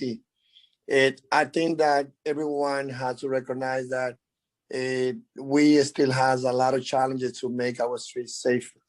And the epidemic of crashes definitely is something that is so difficult to eradicate it. And I had the opportunity to be working with many colleagues from Manhattan Borough President Gary Brewer to Public Advocate Jumaane Williams to Brooklyn Borough President Eric Adams when it came to improving safety in our street. So today, I'm happy that after we're listening to our DAs, we make all the progress and we voted not only with that bill, but also with all the bills that is so important for the whole city of New York. Todos los proyectos de leyes que estamos votando hoy son muy importantes para la ciudad.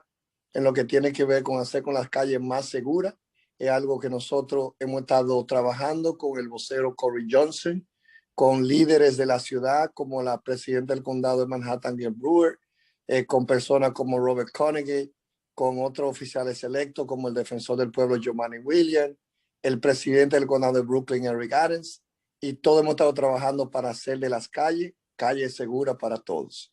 With that, I vote aye. Thank you. Councilmember Rose. Permission to explain my vote. Permission granted. Time starts now. Thank you. First, I just want to start by welcoming our new council member, Brooks Powers. It's great that you've added another voice of reason to the city council. And I'd like to commend Councilmember Adams for her tenacity. I'd like to thank and commend Councilmember Amber Samuels for her truth and passion, and speaking for many of us here on the council. I'd like to just second and say here to Councilmember Levin, whose remarks about qualified immunity ring true, and I stand firmly behind Councilmember Chin. We have to obliterate hate wherever it exists. Thank you. And I vote aye. Did you hear that? I vote aye on all. Yes, thank you, Councilmember. Rosenthal. Permission to explain my vote? Permission granted. Thank you. And I'm voting aye on all. Majority Leader Cumbo, I just want to thank you for keeping us all on the straight and narrow. You run a good meeting, and I really appreciate everything that you do in running these meetings. It's not easy, so thank you. Thank you for seeing me. Yeah, I really want to thank Councilmember Amber Samuel.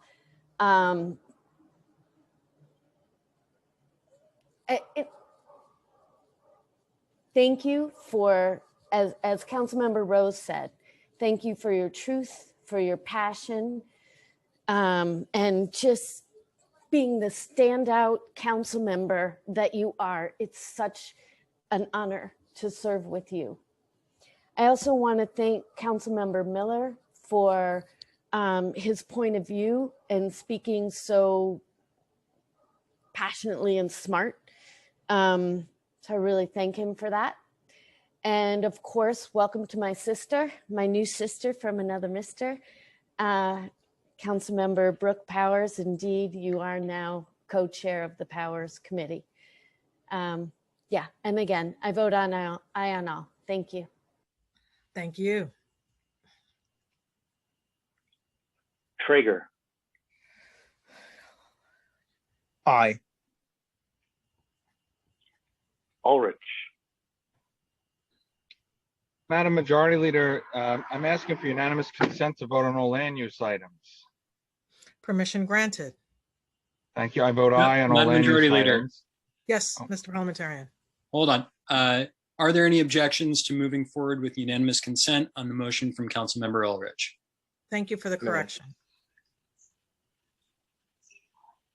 Seeing none, the motion passes. You may continue, Councilmember. Thank you very much. And thank you for the unanimous consent. Thank you to my colleagues. I'm voting aye on all land use items, but I am voting no on several pre-considered intros. I'll be a no vote on 1671, 2118, 2212, 2220, 2224, 2243, and aye on all others. Thank you. It's always our pleasure to make an exception for you. Thank you. Thank you, Madam Majority Leader. Thank you.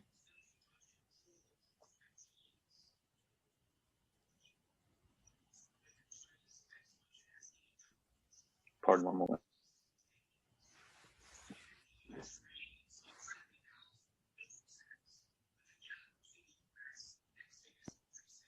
Vallone. Madam Majority Leader, may I be excused to explain my vote? Permission granted. Time starts now. Thank you, boss. I just want to wish everyone a blessed Passover and an Easter season, since we are at the holiest time this year.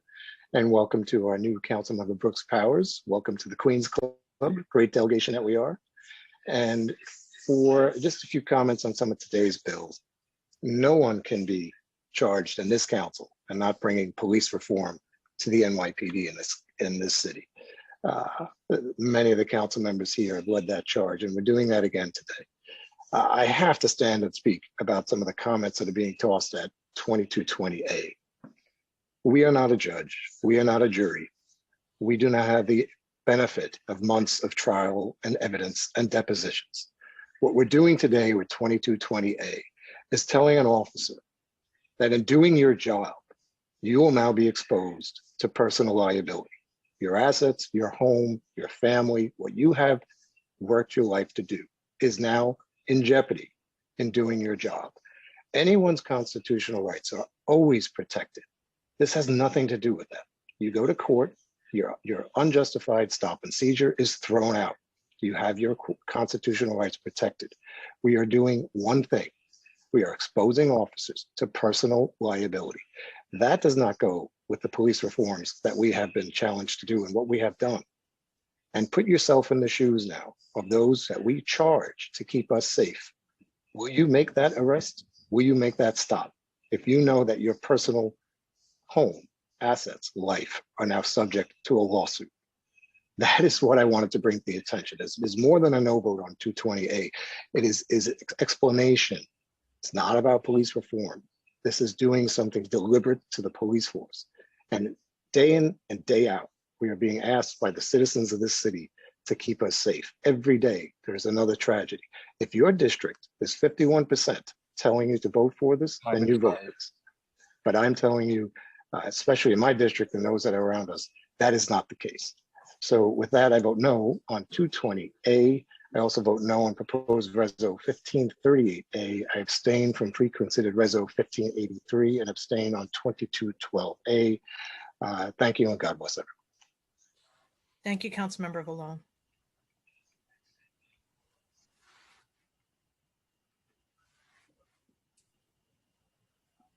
Van Bramer.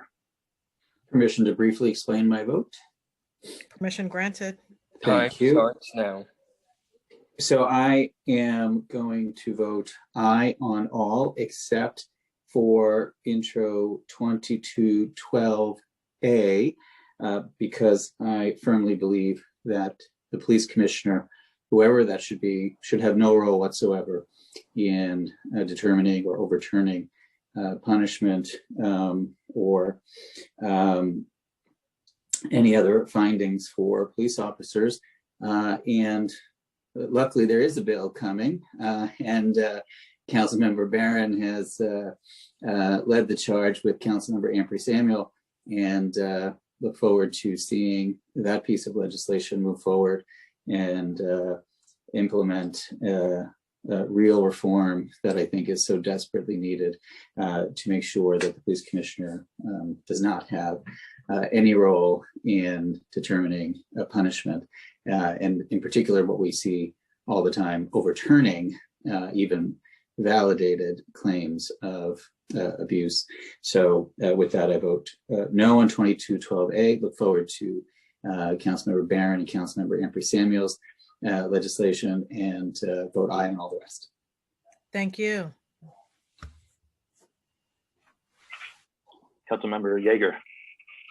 Madam President, may I be excused to explain my vote? Permission granted. Thank you very much. Time starts now. Thank you, Sergeant. I'll try to just echo without using all the words of some of my colleagues who spoke on these bills. On intro 2224, Councilman Miller, I couldn't have said it better.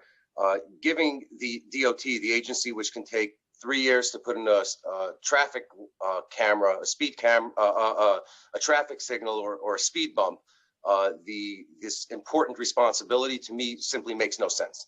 The investigating vehicle crashes is important work.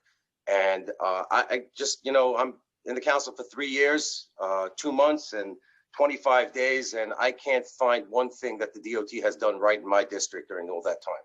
So giving this important work makes no sense to me. I'm going to vote no on that. 2118 came from Government Operations, the committee I'm honored to serve on. And, I found that neither the press community nor the administration felt this was something that was necessary. It was almost a solution in search of a problem. But here's the problem, at least the way I see it. It's going to cost the city of New York $660,000 in the upcoming fiscal year to move this office from the police department to the mayor's office of media and entertainment. The folks who shut down all our streets and bring in all those trailers and so that they could film Law and Order in our neighborhood. It's going to cost $1.3 million every single fiscal year thereafter, at least as projected right now. I didn't think we had that kind of money. I still don't. I haven't heard we do. So I'm going to vote no on that. Qualified immunity, intro 2220, Councilman Vallone often gets my attention because he comes shortly before me, and I couldn't have said it better than he did.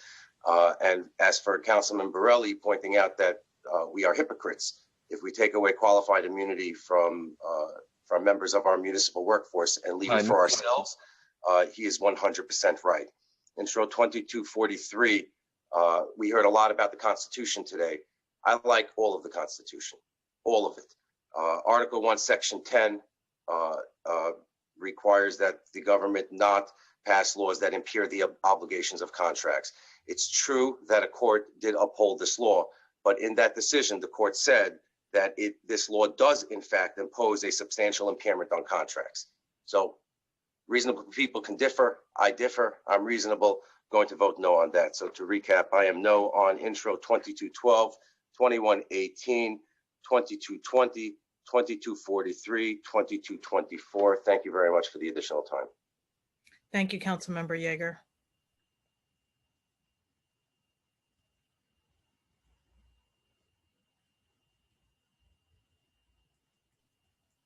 Joe Nye. Majority Leader, permission to explain my vote. It's long awaited. Permission granted. Thank you, Time Majority Leader. starts now. The finisher. Let me first begin by congratulating our newest council member, Brooks Powers. Congratulations. Looking to hear some of the great work that you're going to be doing for your constituents in our great city. To all my colleagues, I want to wish them a happy Passover and all the blessings of Holy Week and Easter. Majority Leader, I waited till the end because I really wanted to hear more from my colleagues on these very important bills. I want to echo the sentiments that have been made by Councilmember Miller in reference to 2224. Nothing prevents DOT today from investigating any accident and making design corrections if needed on any of our streets. Giving this major responsibility to DOT just for the sake of saying we took something away from the NYPD doesn't justify what the objective is. If we're looking to investigate intersections that are very dangerous to our motorists, pedestrians, and others, then we can easily do that, and nothing. We don't need to pass any legislation that does that. DOT already has the authority, but it could impede the investigation of accidents, especially when there is fatalities or serious injury. And I am concerned about the unintended consequences that can come about.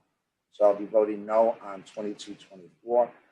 I hear from my colleagues, those that are attorneys and understand the law much better than I do, and the comments that they made on Intro 2220.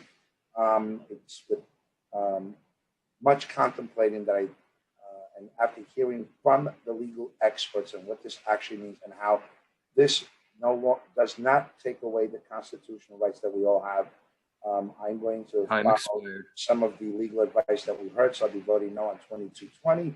And I will be following the comments that have been made by Councilmember Barron and Menchaca in regards to 2212.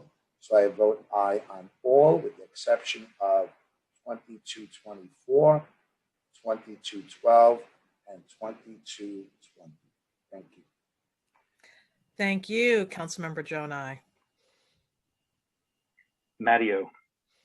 Thank you. I'm voting no on 1671, 2118, 2212, 2220, 2224, and 2243, and aye on the rest. Thank you. Thank you. Thank you. Let's give the clerk a moment.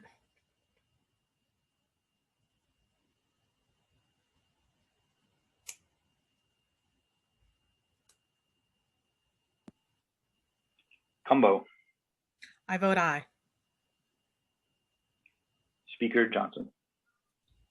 I want to thank everyone for today. I want to really thank Councilmembers Chin and Ampry Samuel for their comments today. I really appreciate that. And I want to welcome Councilmember Sylvina Brooks Powers, I apologize, want to welcome you. We're so grateful to have you here, and we look forward to working together. I vote aye on all. We're going to give the legislative clerk an opportunity to tally all of the votes so that we have an accurate number before we move forward. So let's just give him a moment.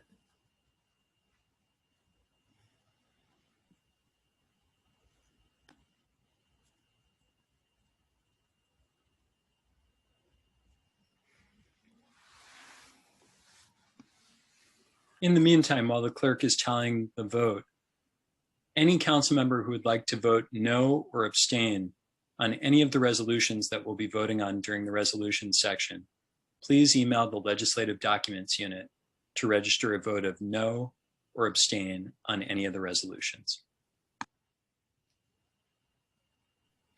Mr. Parliamentarian, just for clarity and ease sake, can you just give perhaps in the chat or send through the exact email address that members should send that information to?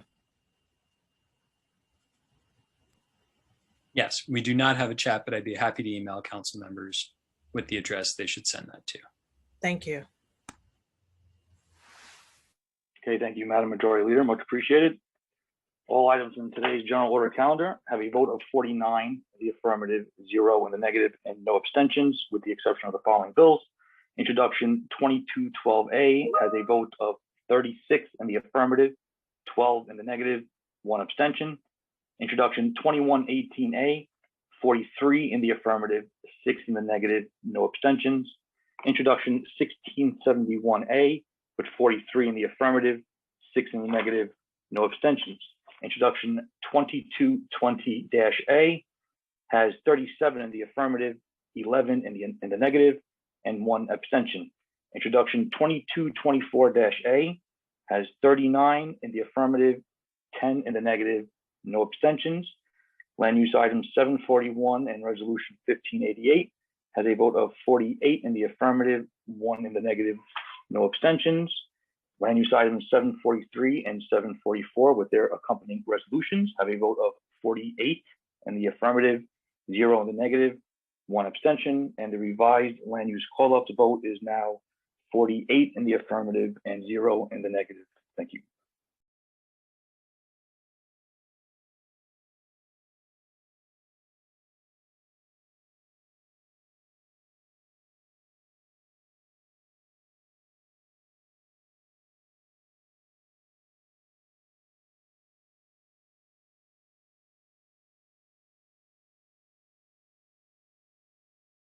Madam Majority Leader, Yes. I believe that all items have passed. Thank you. I apologize. My internet service got disconnected, so I'm transferring over to my phone to complete the rest of today's stated meeting. So the items on today's orders calendar are adopted. We will now go into the introduction and reading of bills. All bills have been referred to committees as indicated on today's agenda. Thank you. We'll now move into the discussion of resolutions. As a reminder, please wait until the Sergeant at Arms begins the countdown clock before you begin your remarks. Mr. Parliamentarian, are there any members that wish to speak on today's resolutions? Yes, Madam Majority Leader.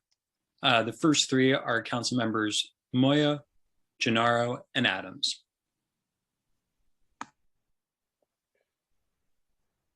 Okay, we'll begin with Councilmember Moya. Time starts now. Thank you, Madam Majority Leader, and thank you, Mr. Speaker. I just wanted to talk about 2 of the resolutions. One, which talks about taxing the billionaires. We've seen the disproportionate impact that COVID-19 has had on Black and Brown communities, disparities in health, education, and wealth. And it's been a fight for racial justice, not just this past year, but for way too long. We need urgency and action to bring equity and support to these communities. We need to treat Black, Latino, immigrant, Asian New Yorkers with respect and dignity. They are part of the people that make this country so great and have contributed to the success and well-being of this city and this nation in countless ways. The 2 resolutions that I've introduced today have a direct impact on these communities as we are fighting for racial justice. And I want to thank the Speaker and my colleagues in the City Council for joining me in this fight. I'm proud to be part of a legislative body that stands up for racial justice. So here we are. The wealth gap is not closing. It's exploding across New York. The very people that were on the front lines taking care of us, feeding our families, and keeping our city moving, who paid taxes, contributing millions, providing relief for so many, were excluded from getting assistance during one of the worst pandemics of our time. Healthcare workers, food delivery workers, cab drivers, construction workers, janitors, building and house cleaners, and so many others. For us to work towards a real recovery from COVID-19 means that we cannot leave behind those that have suffered the brunt of this pandemic and who contributed and sacrificed so much for us. It means that the rich keep getting richer while New Yorkers struggle to make ends meet after not only putting their lives at risk for us, but becoming ill from COVID, losing their jobs, or even worse, losing a loved one. New Yorkers' 120 billionaires are 87.7 billion richer than they were in the beginning of the pandemic, and they're not dealing with the heavy burden of how they will pay for rent or get their next meal. That is why I introduced this resolution calling upon the state legislature to pass and the governor to sign to establish the billionaire mark to market tax act and to use the revenue generated to establish an excluded workers fund. The imposition would raise taxes to $23.3 billion in its first tax year and $1.2 billion or more in more subsequent years. The billionaire's wealth tax would raise billions that we urgently need to create the opportunity for 274,000 people, including 187,000 undocumented workers and 87,000 people leaving incarceration, to get much needed relief after this has been a devastating year. And I just ask everyone to vote in favor of this. And I want to thank the speaker for his partnership, and to the staff that worked on this: Rebecca Chasen, Noah Brick, Jason Goldman, Megan Taddeo-Benham, and Carolina Valencia from my office. With that, thank you, Madam Majority Speaker, and to all my colleagues. Thank you so much, Councilmember Moya. Councilmember Gennaro. Time starts now. I wanted to weigh in on proposed Reso 1538A regarding the police commissioner's power over discipline. I believe that discipline for any non-criminal act of any city employee is an executive function, and this state bill supported by this Reso, in my opinion, infringes on the power of the mayor as exercised by the PC. The CCRB is free to refer an action by a police officer to the DA for prosecution or to the PC for discipline in a non-criminal matter, but for the CCRB to act as the PC is a usurpation of mayoral power, in my opinion. I'll be voting no on this resolution and urge my colleagues to vote no. The next item would be Resolution 1547 regarding residency requirement for New York City officers. I'll quote the mayor from last August. He said, quote, "A lot of NYPD officers who happen to be people of color are living in the suburbs for purely economic reasons because they can't find enough affordable housing here. We should have a real public debate about it, but we should be mindful that it's not as easy an equation in New York City as it is in a lot of other places because of the pure cost of housing," close quote. I tend to agree with the mayor's statements. I'll be voting no on this resolution. I urge my colleagues to vote no. And with regard to the mayor's police reform package, I don't know the resolution number, but I will be voting to support that resolution. And I wish to be associated with the speaker's remarks on this police reform report or whatever it is that the mayor did. And I thank Councilmember Adams for all the work that she did on the package of bills today and what she did regarding to the mayor's proposal in the face of personal tragedy. And thank you very much. Thank you. We'll now go to Councilmember Adams. Time starts now. Thank you once again, Madam Majority Leader. The mayor's plan, mandated by the governor's executive order, which the council had only 12 days to review and revise if not passed. The governor's office could withhold vital state and federal funding from us. Not a few $100,000, but billions of dollars desperately needed to help the city rebound from the greatest health crisis of our lifetime.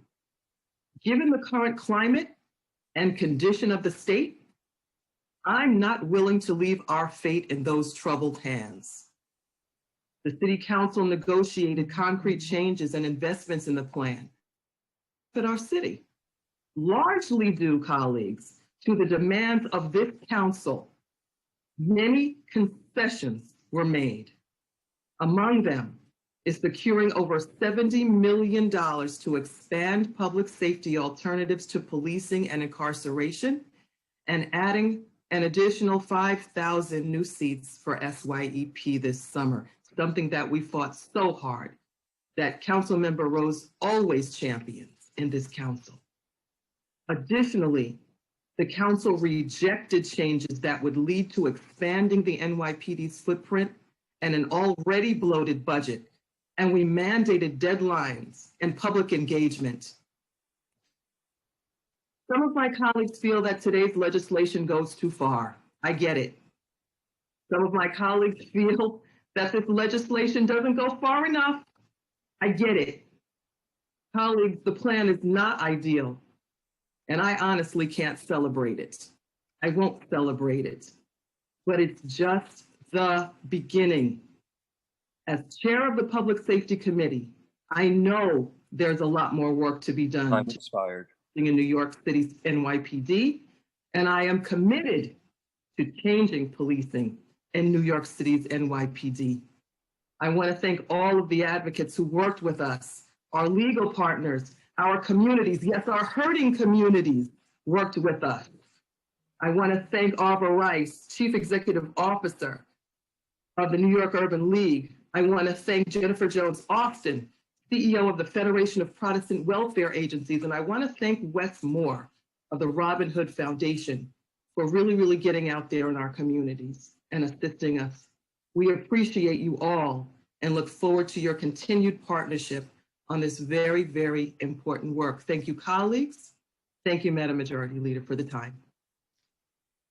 Thank you, Councilmember Adams. Are there any other members, Mr. Parliamentarian, that wish to speak at this time? Yes, Madam Majority Leader. Council members Barron, Riley, and Levin.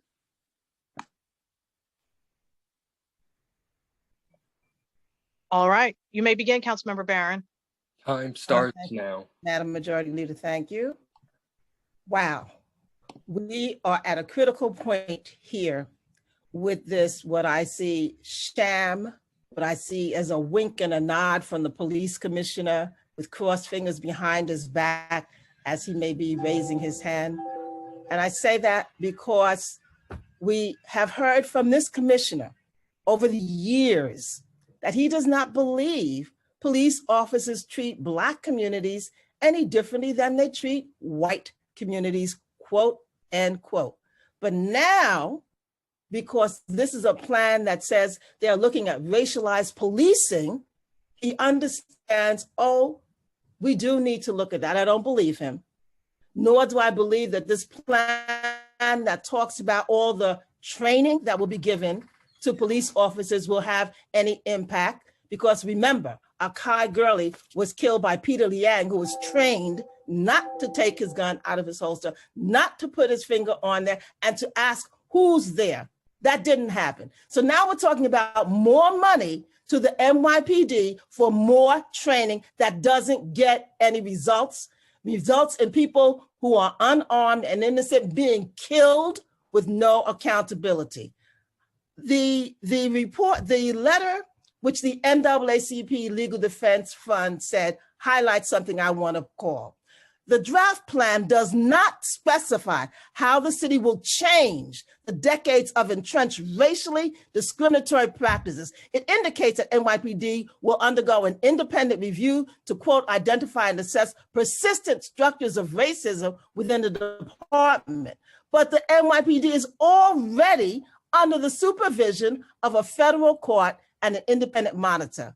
Following multiple lawsuits, and though the draft plan quickly glazes over these lawsuits, noting that the federal monitorship has changed the culture and fabric, the reports of the independent monitor suggest otherwise. According to the independent monitor's October 2020 status report, through the Floyd Court approved NYPD revised race policy barring racial profiling, the NYPD is not yet in compliance with implementation of the racial profiling policies. The monitor found racial disparities in the NYPD's stop and frisk and noted that the department's stop reports were, quote, deficient in articulating reasonable suspicion for stop and frisk and legal justification for searches. The draft plan does not address these failings. Rather, it declares that the city, quote, has ended the era of stop and frisk, quote, reformed its stop and frisk policy and training,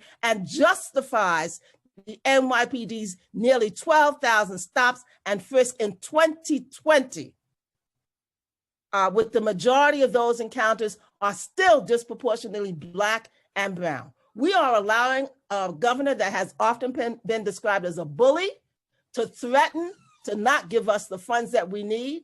And I don't believe that the police officer, Commissioner Shea, has any kind of Damascus Road experience to really change what he has said over the years is his belief. And we're not going to be able to talk about defunding the police or reducing their funding with a plan that in fact gives them more money to increase their interaction in Black and brown and low-income communities, increase their interaction with youth who say that they feel that they've been criminalized does not talk about reducing the SSA's following policies of the police department as they interact with children in the school. I urge my colleagues to vote no on Reso 1584. It does not do what we need to have done. It's only crumbs that are being thrown, and it will have no far-reaching or substantial impact on the over-policing, the racialized policing, and the criminalization of poverty. Thank you for the extra time. Thank you, Councilmember Barron. We will now go to Councilmember Riley, followed by Councilmember Levin. Time starts now. Thank you, Majority Leader. I would like to commend my colleagues in government for their hard work that went into this police reform package. But respectfully, I must admit that I believe we have so much further to go. My experience as a Black man and the ongoing experiences of Black and Brown communities cannot and will not be addressed in this one package or a single bill. The resolution to police reform is complex and will require a collaborative approach when discussing and implementing solutions. We must further our efforts to ensure police accountability and transparency.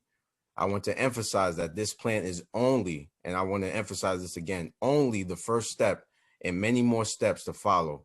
And I look forward to continuing this important work with my colleagues in government to implement sound, meaningful, and impactful legislation that would change the social norms of Black and Brown communities around our nation.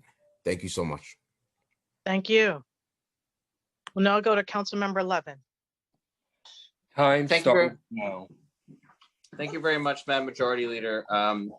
I just want to take this opportunity to encourage all of my colleagues to sign on to the resolution sponsored by Majority Leader Cumbo that would remove final disciplinary authority from the police commissioner. The issue is very real and has serious consequences for our city.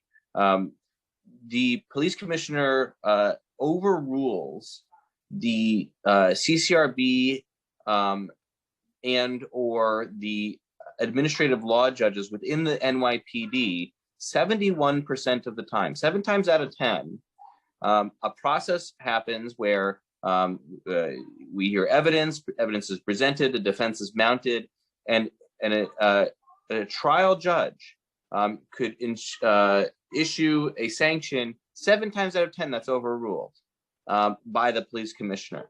That is absolute evidence of a dysfunctional system, absolute evidence of a dysfunctional system. And if we are to restore any type of confidence in the police department's ability to have discipline so that there's no favoritism, there's no, we hear about the concept of white shirt immunity, that those of a certain stature within the police department are treated different than rank and file cops. We saw that just recently with Chief Monahan, who was essentially allowed to retire prior to being called into the CCRB for violations or potential violations. So I strongly urge my colleagues to sign on to this resolution.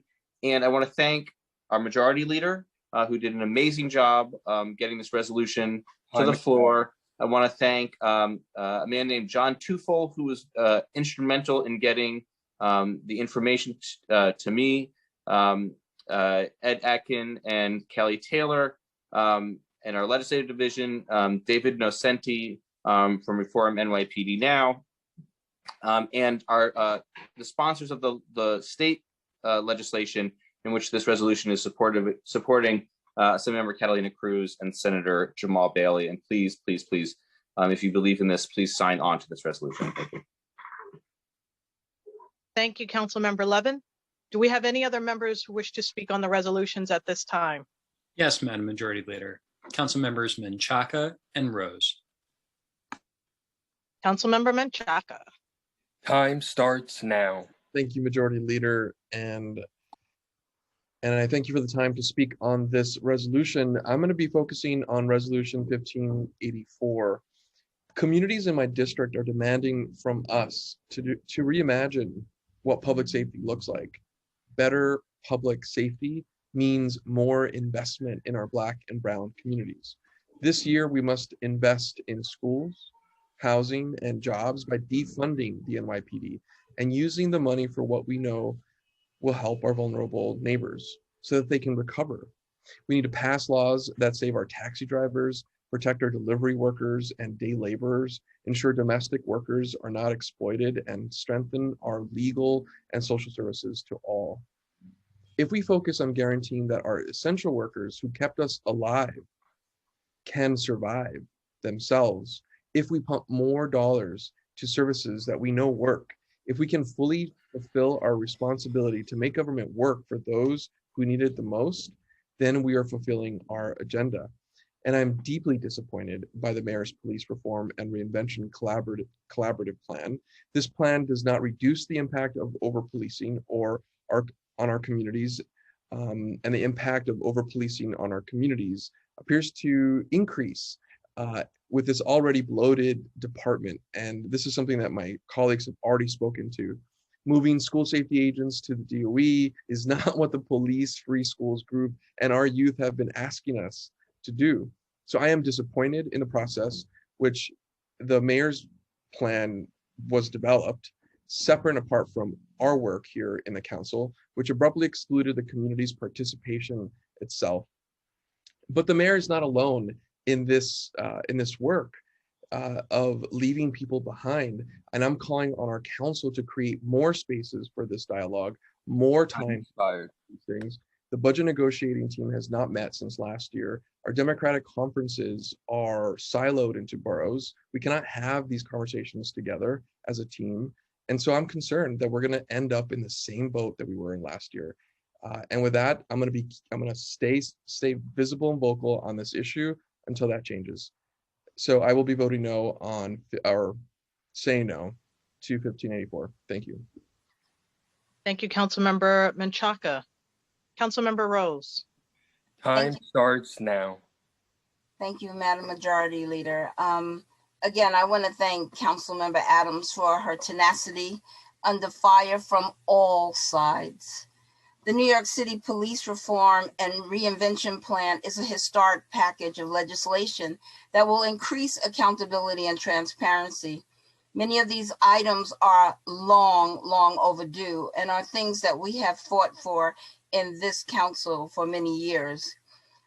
Some of it matches with state legislation to give the CCRB the independence and authority that New Yorkers deserve. And as the chair of the Youth Committee, I applaud the $70 million that was funded to support non-police-based public safety issues, including 5,000 additional SYEP slots for CUNY students. But like many of my colleagues, however, I have some trepidation about the rushed process to meet the governor's mandate. And shame on the mayor for waiting till the last minute to concoct a plan that should have had much more thought put into it and input from our communities. I fear that this plan does not go far enough. We did not have adequate time to flesh out all the details or to make much needed amendments. We have a moral obligation to our constituents to develop a plan that genuinely tackles some of the deeply rooted racial biases that have imbued the New York Police Department since its inception in 1845. The framework of these reforms must be centered on fairness, accountability, and transparency. And even after we vote on this package today, which I am voting in favor, we will continue to work tirelessly to achieve those goals. And that means through subsequent legislation. The task is not completed. Time expired. And we're going to have to continue to work, and we must and we will. Thank you. Thank you so much, Councilmember Rose. Are there any other members who wish to speak on today's resolutions? Yes, Madam Majority Leader. Council members Van Bramer, Ampry Samuel, and Lewis.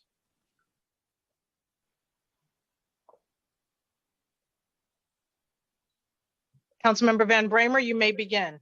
Thank you very much. First, I just want to say I wasn't planning on speaking until I heard Councilmember Barron speak, and I have to say, I always feel like I learned something when Councilmember Barron speaks, and I was always voting no on Reso 1548, and I've already sent in my email saying that I'm voting no on it, but I just feel even that much more strongly opposed. Of course, after listening to Councilmember Barron, first of all, doing anything because the governor mandates you doing it right about now should tell you that it's the wrong thing to do. He is in no position with no moral authority to talk about just about any damn thing. And second of all, our mayor is complicit and releases a plan with a day for folks to review it. And that just isn't right on something that's so important, that's so central to the work of all of our lives and all of our careers, which has to be justice, particularly for Black and Brown communities who have been so abused by this system. And so I just want to amplify and lift up Councilmember Barron's comments and associate myself with them, but also not just vote passively against this resolution, but actually speak affirmatively against it and vote no on Reso 1548. We must do better as a city. We must do better as a people. Thank you. Thank you, Councilmember Van Bramer. Councilmember Ampry Samuel. Time starts now. Thank you, Majority Leader. I just want to quickly comment on the police reform plan. And I totally understand Councilmember Barron's point. I just see this as a starting point to reimagining public safety in our communities. This is far from anything concrete. It allows us as a legislative body to not just respond to an executive order by this governor, but it allows us as a legislative body to literally sit down and be intentional in planning public safety and looking at a safe and healthy community in a meaningful and strategic way with community. That's how I see this. And as I said earlier, public safety is literally, something that a lot of our community, the people that look like me and communities that look like my community, this is something that really hits home. And I do appreciate the work that Adrian Adams put into this, Councilmember Adams. I appreciate Jennifer Jones Austin, who has contributed, and Arva Rice, and so many, other people. And this does not at all include the voice of the real people on the local level. But again, I see this as a plan and a start. And if we do nothing today, we would be doing the same thing that we did last year, or the same thing we did the year before that, or like the years before that. And, this is going to be a totally new council coming in. So we have to have something in place. And this gives us a start. And I see this as an outline that will be filled in with the people as we move forward into 2022. So with that, I'm gonna stop. And again, thank you, Councilmember Adams. Thank you, Councilmember Lewis. Time starts now. Thank you, Madam Majority Leader. I share the sentiments of my colleagues and just wanted to state that the NYC police reform plan is exactly that, a plan to address over-policing in Black and Brown communities in New York City. Police reform is important to me as a Black woman here in New York City. And I can't understate how thoughtless, unacceptable, and disrespectful it's been to give council members less than a couple of weeks to thoroughly dissect and comprehend a plan that tackles one of the most nuanced and complicated issues that plagues our city. I was very vocal with our colleagues about changes that needed to be made to ensure that it was reflective of the demands of people that live here in our city, who marched, who rallied, who protested against police brutality. And I recognize that this plan was born out of a sense of urgency from the governor's mandate and that state funding was hanging in the balance. And this process should not have been rushed or given implications on the future of our city. And I disagree with it being interpreted as a one-time solution to decades of abuse, of harassment, brutality, and premature deaths of Black and Brown New Yorkers.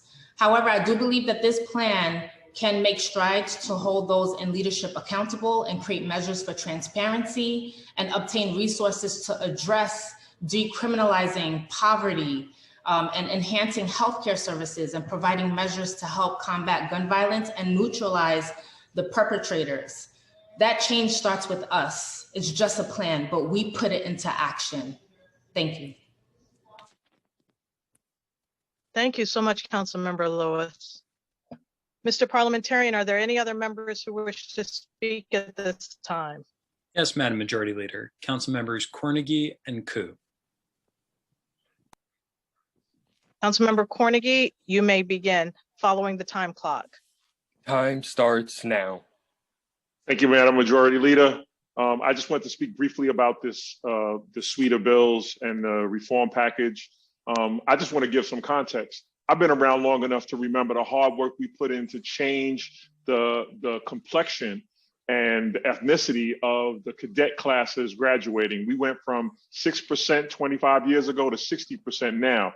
All of that work was so we could lead to a point now, and that baton was handed to have this accountability and reform in place. And now we'll be handing the baton to the incoming council members, but not giving them an empty slate to work from. So this is a beginning in some sorts, but it's also a continuation of the hard work that people have worked on criminal justice reform for decades. This is not new. But it is moving in the right direction, and it's dedicated to those people who marched and stood and screamed and echoed their voices, who demanded accountability and who demanded a matrix for accountability. All of those things that happened, this is not in and of itself. We've had reforms and reform bills that I signed on to. We've had the Eric Garner chokehold bill. We've had the accountability matrix bill. And now we have this package in addition to that. So we're moving forward, and those coming in this new incoming council class actually have some solid groundwork to work and move the needle forward even further. So this has been a continuation, changing the police cadet minority. And if you look at the hierarchy has changed considerably in the police department. It's that level of change plus policy plus accountability that equal a fairer, more just system. So this is not perfect.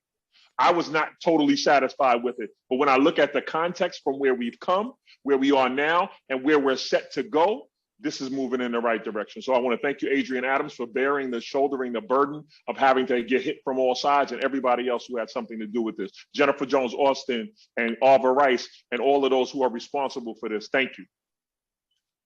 Thank you, Councilmember Cornegy. We'll now move to Councilmember Koo. Time starts now.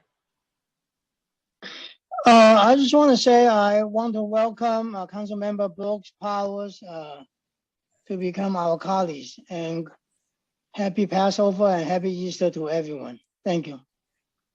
Thank you, Councilmember Koo. Are there any members at this time moving forward that wish to speak specifically and only on today's resolutions that we are about to vote on? Councilmember Chin. Councilmember Chin, you may begin. Thank you. Now. Thank you, Majority Leader. I do want to speak on the resolution about the police reform plan. And I heard from my colleague, and especially colleagues that I've served with in the past. This is our 12th year. This is our third term together. And we've been fighting for police reform since day one. And we made progress, and this will continue that progress.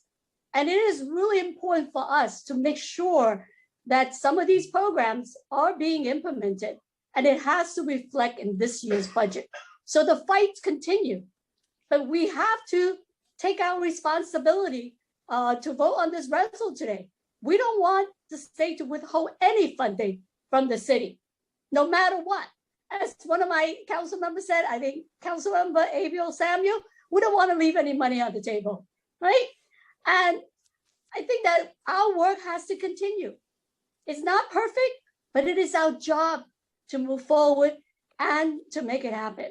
So I really want to thank Councilmember Adam for your leadership on this, and my colleague in the Black, Latino, Asian caucus. We have to take a stronger leadership role in this, and we have to make sure the budget reflects that. Thank you.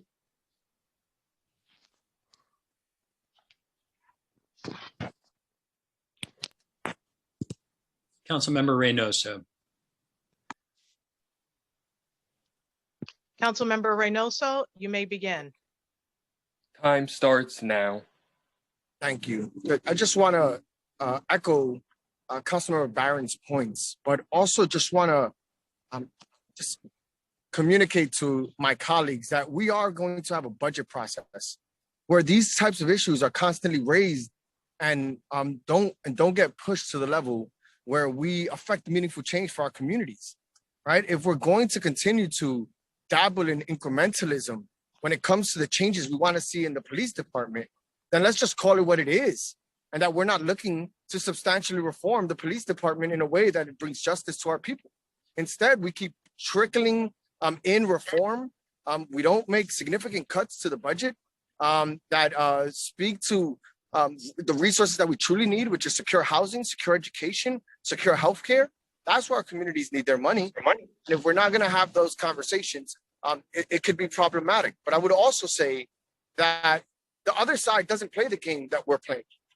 When Trump was in office, they didn't dabble in incrementalism, and they're currently looking to take away our voting rights, right? Like they don't play the same games we do.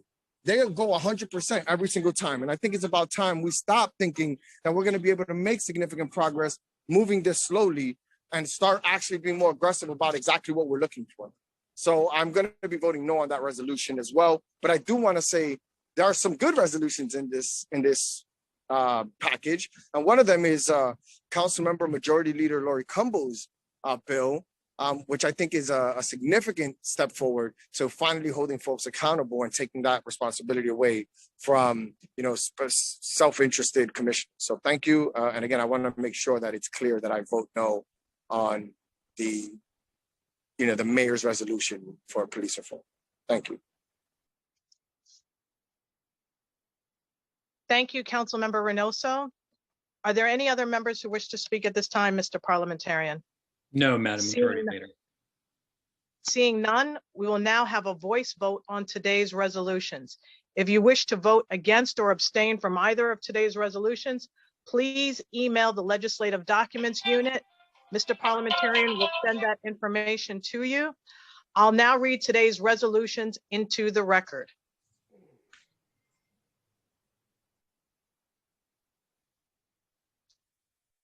Resolution 1538A calls on the New York State Legislature to pass and the governor to sign S5252/A6012, which would remove the New York City Police Commissioner's exclusive authority over police discipline.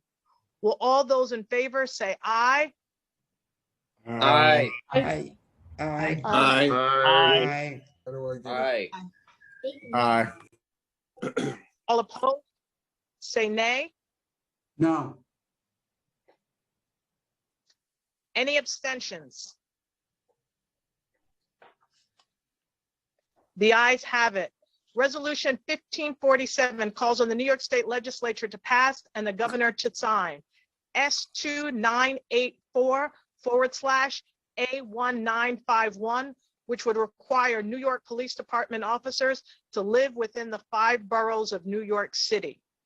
Will all those in favor say aye? Aye. Aye. Aye. Aye. Aye. Aye. All opposed, say nay. Nay. Any abstentions? The ayes have it.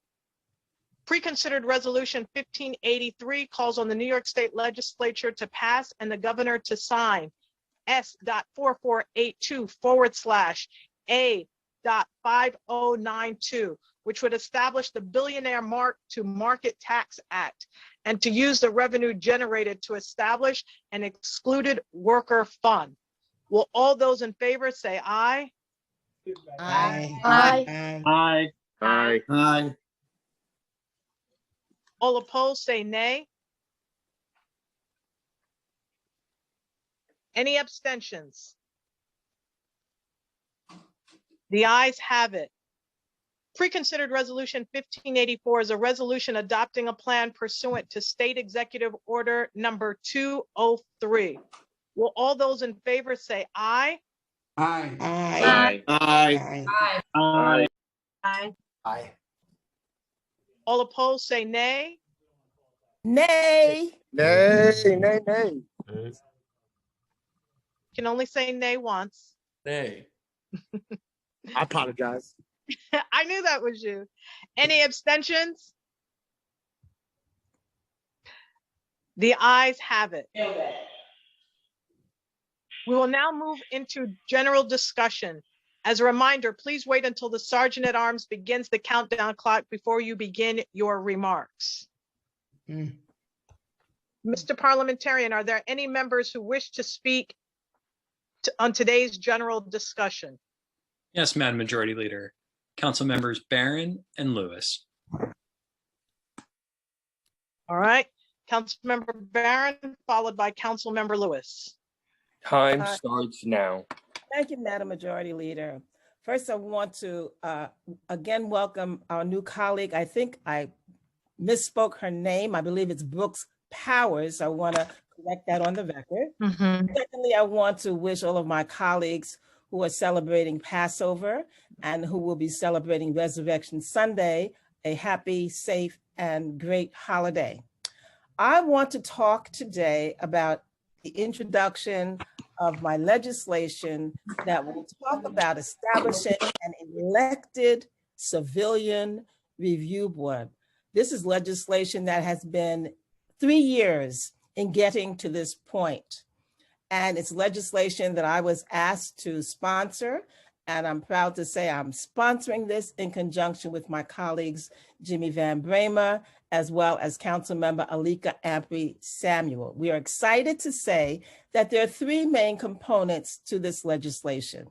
One is that the members of the review board will be elected from 17 districts composed from the 51 districts that are in the city. They will be elected to serve 4-year terms. They will have to go get petitions and get on the ballot, such as we do when we are running from office.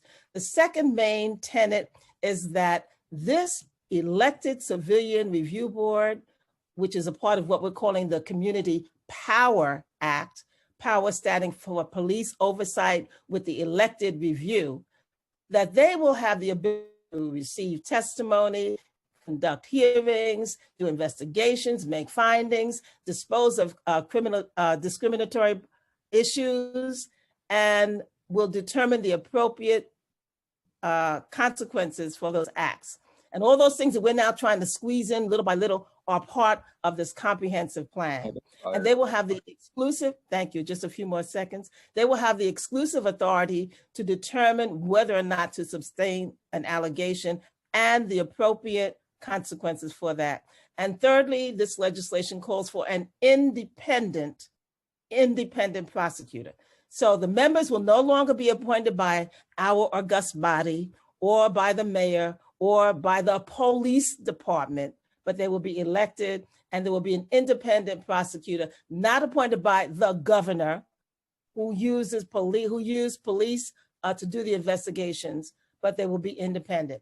I ask that you consider sponsoring this bill along with us and look forward to working with you as we push this bill through.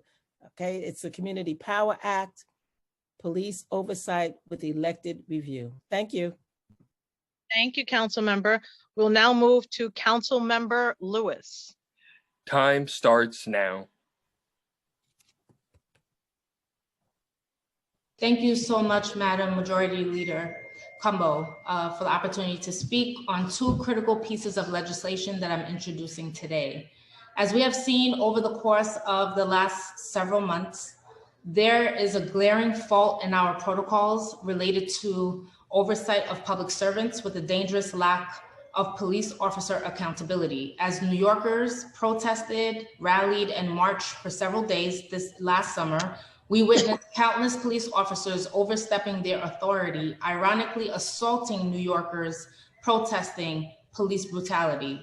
Even with countless indisputable video evidence, there has been little to no disciplinary action taken against officers who pushed, shoved, and beat peaceful protesters.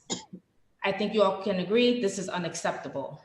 This is why I am proud to introduce two pieces of legislation. Intro 2249, a local law to amend the New York City Charter in relation to the police department's duty to provide officer records to the Civilian Complaint Review Board, and Intro 2248, requiring the Civilian Complaint Review Board to conduct an investigation of any injury or death caused by police action.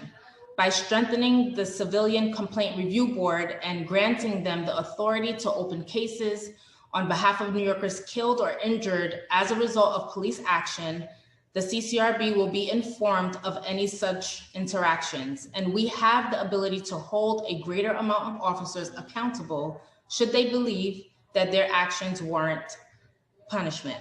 Additionally, by requiring the NYPD to provide the CCRB with officer records, the CCRB will have comprehensive information to make an accurate assessment of whether there was any wrongdoing on any part of uniformed officers. My colleagues who fought hard last summer for increased police accountability to sign on to Intros 2248 and 2249. Thank you again for the opportunity. Thank you so much, Councilmember Lewis. Are there any other members who wish to speak, or we will conclude this meeting? The last council member who wishes to speak is Councilmember Adams. Councilmember Adams, you may begin. Time starts now. Thank you so much once again, Madam Majority Leader. You've done a phenomenal job today. It's been a really, really long stated meeting. I just wanted to take an opportunity just to say happy Passover to all who celebrate. Happy Holy Week to all who celebrate, and just to once again express to my colleagues that from my heart, this work that we do isn't easy, and it definitely isn't for the faint of heart. Tough decisions are made by all of us on a daily basis, so I just want to thank you, colleagues, for your commitment to serve no matter what our differences are. I also wanted to make sure that I thanked everyone that worked so hard to help me climb this mountain today in this legislative package: Speaker Johnson, Jason Goldman, Ebony Meeks Laidley, Kelly Taylor, Louis Cholden Brown, Indiana Porter, Daniel Addis, Max Kemper Williams, Matthew Thompson, Aaliyah Reynolds, Isha Wright, Nevin Singh, Regina Pareda Ryan, Latanya McKinney, and my staff, Jamal Wilkerson and Benjamin Fang. It takes a lot to pull this girl together. Thank you all. Thank you, colleagues. Thank you so much. And again, I want to join in the chorus of welcoming our newest member, Selvina Brooks Powers. It's so exciting to see the Women's Caucus grow. And it's also exciting to see the intentionality of electing women to the city council and beyond. We're seeing it realized right before our very eyes. So we welcome you. We're excited to work with you. And our voice just became that much louder. And I just want to say in closing that I really appreciated the different perspectives in today's stated meeting. It's an important one. But I just want to add in closing that over the last few years, almost on a weekly basis, we have seen mass shootings all across this country. But what we've also seen with these mass shootings is that as it pertains to white males that have perpetuated these mass shootings, we have seen police departments all across this country deliver the type of professionalism, courtesy, and restraint in apprehending these individuals. And that same level of empathy and understanding is what we are demanding for Black and Brown communities in dealing with issues of law enforcement. We want that, but we understand that we cannot legislate empathy. And so this legislative package is critical to making sure that while we can't legislate empathy, we can issue penalties. And we should not look at this legislative package as punitive, but if they follow the same accord that they do when apprehending these mass shooters all across the country, the rubber would never meet the road on any of these bills that we've passed today. So I will close with that and now turn it over to Speaker Corey Johnson. Thank you, Madam Majority Leader. As always, great job chairing the stated meeting today. The stated meeting of March 25th, 2021 is hereby adjourned. Thank you all. Thank you.